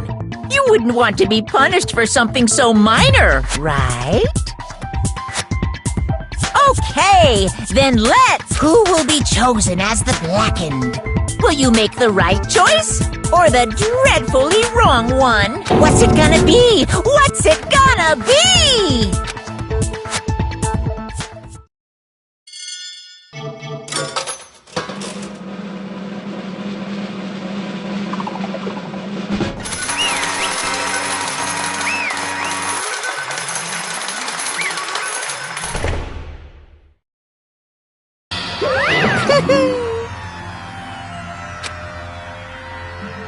Yahoo!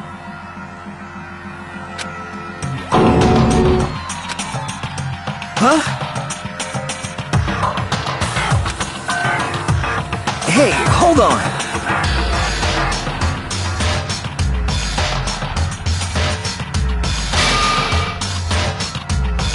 But... You son of a bitch! I didn't have a choice. So, that's why... None of you are any different!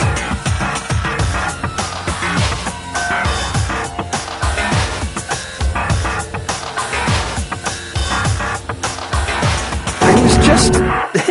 unlucky. That's all. Hey! Come on!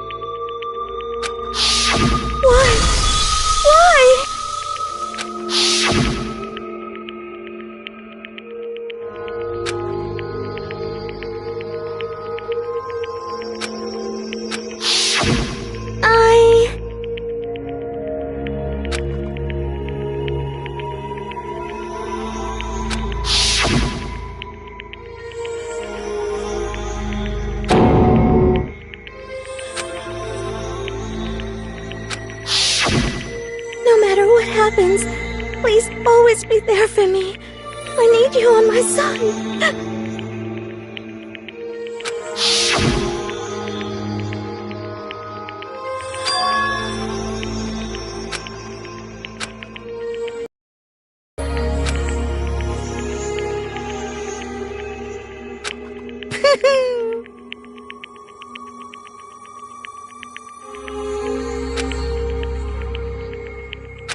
Ba-bum, ba-bum. Phew!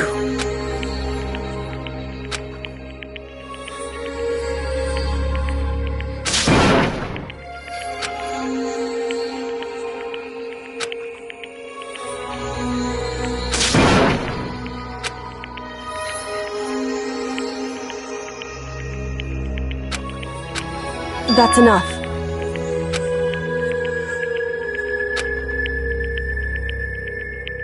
Calm down. Ba-bum, ba-bum.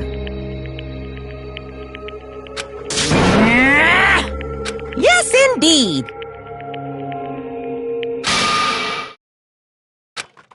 Punishment? You mean execution? Wait a second! Yeah, that's it. Is that okay?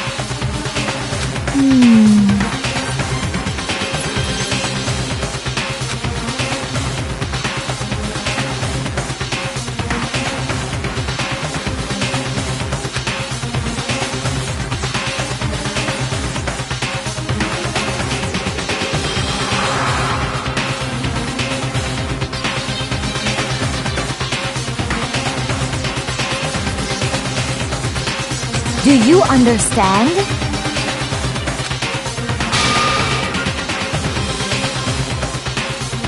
So, that's... Oh!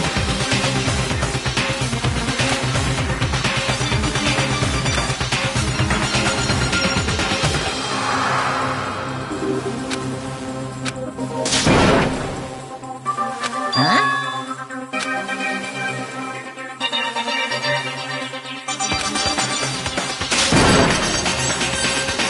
Unbelievable. Hey,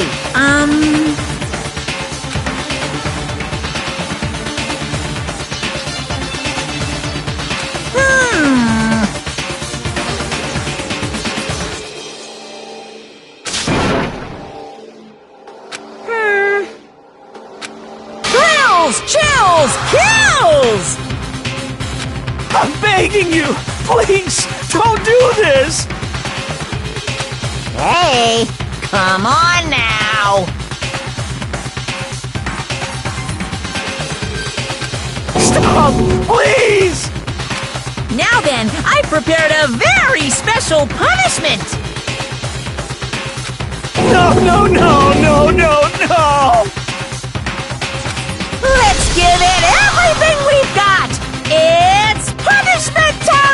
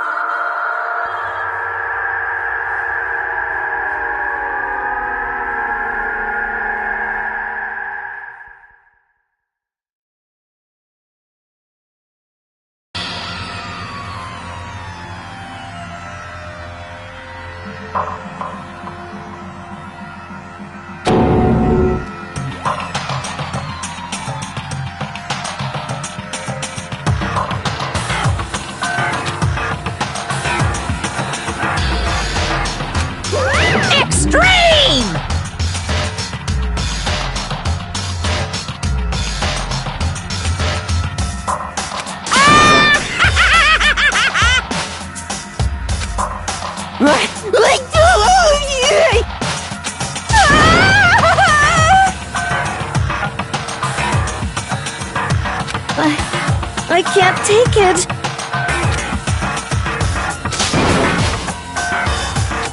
Well?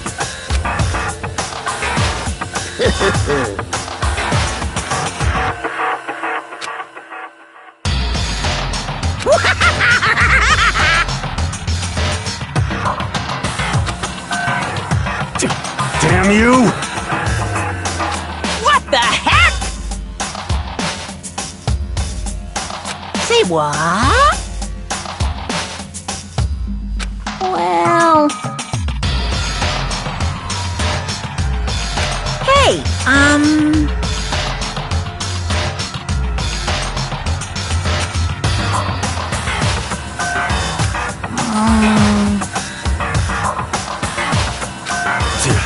Shit.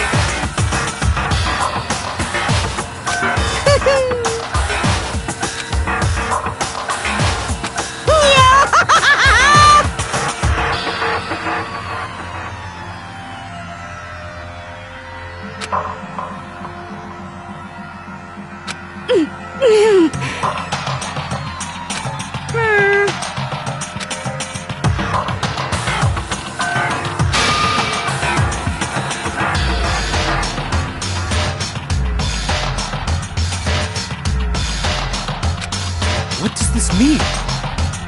Hey,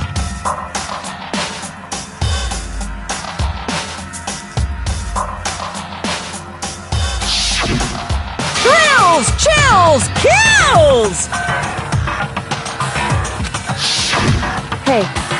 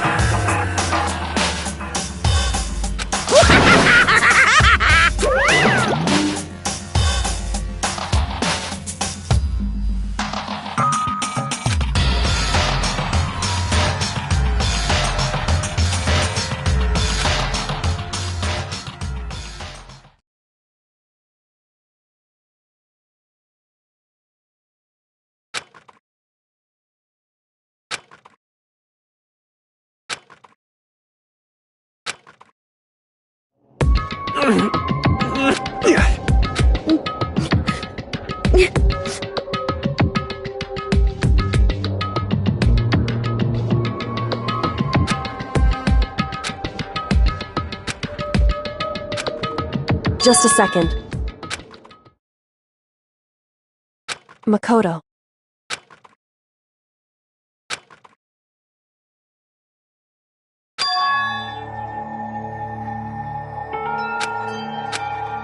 Listen.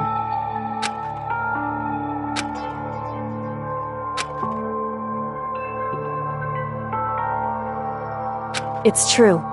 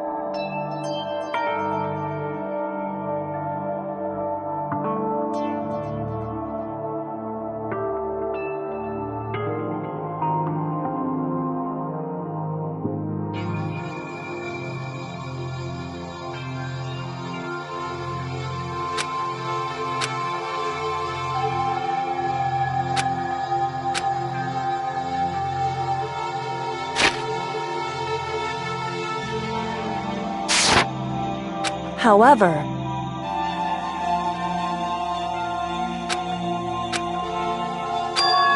so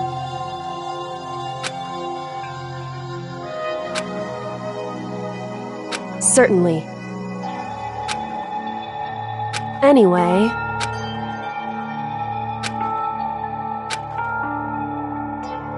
right.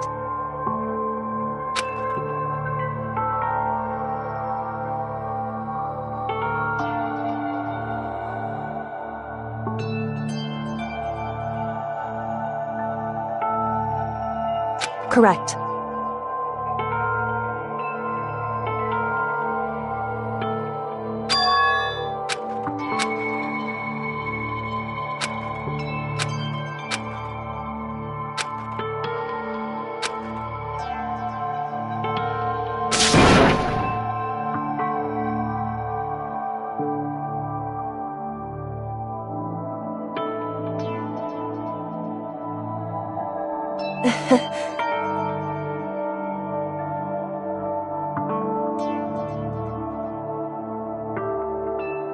Hey.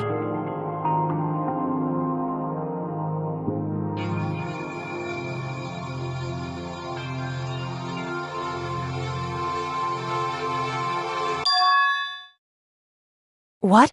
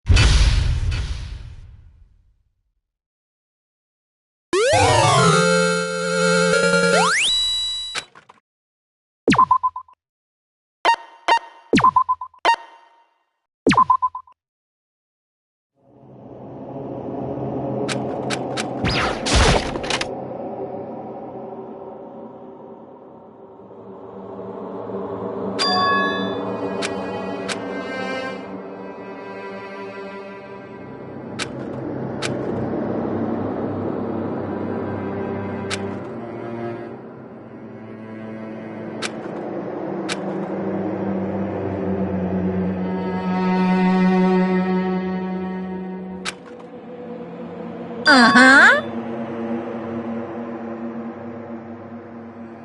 What are you gonna do?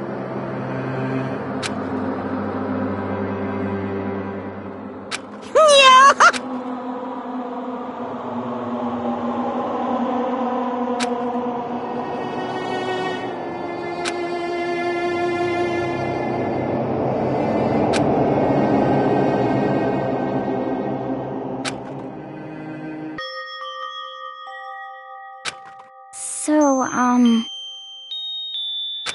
Listen to me!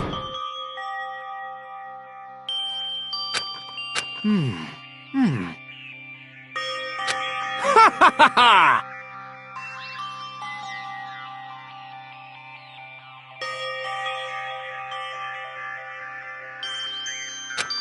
Hey, come on! I see.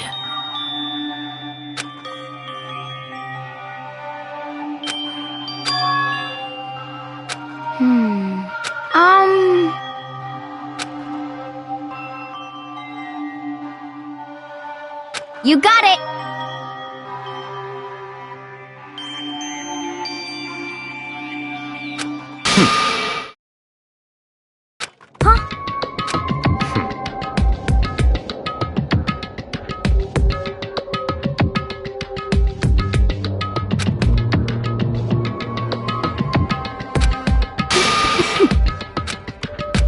Well... Stop talking.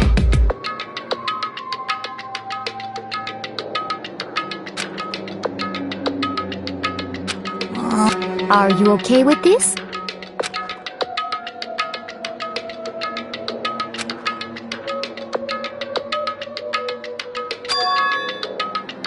Honestly.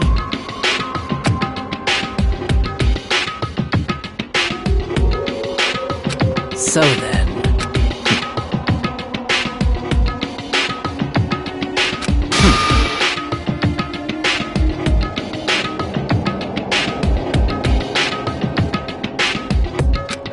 No. What? I can't take it.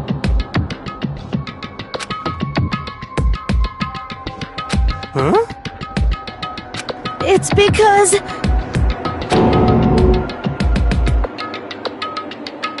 But... So,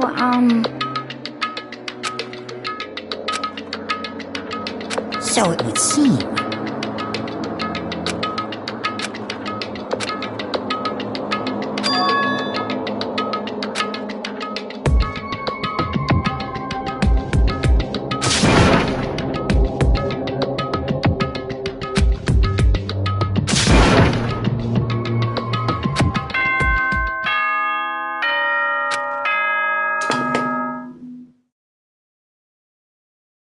This is a school announcement. It is now 10 p.m. As such, it is officially nighttime. Soon the doors to the dining hall will be locked, and entry at that point is strictly prohibited. Oh, and one other thing. It was totally obvious before that you were trying to make yourselves feel better and justify what you did. See you, don't see you, see you. That's about how much I can see you, even when you try to hide. Now pay attention and remember this well. The burden of judging others is a heavy order and stability. Rely on the sacrifice and responsibility of everyone.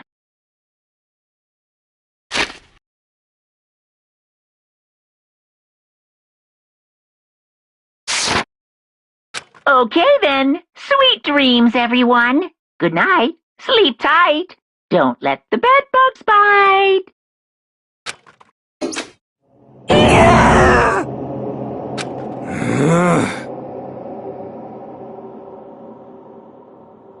Don't fuck with me!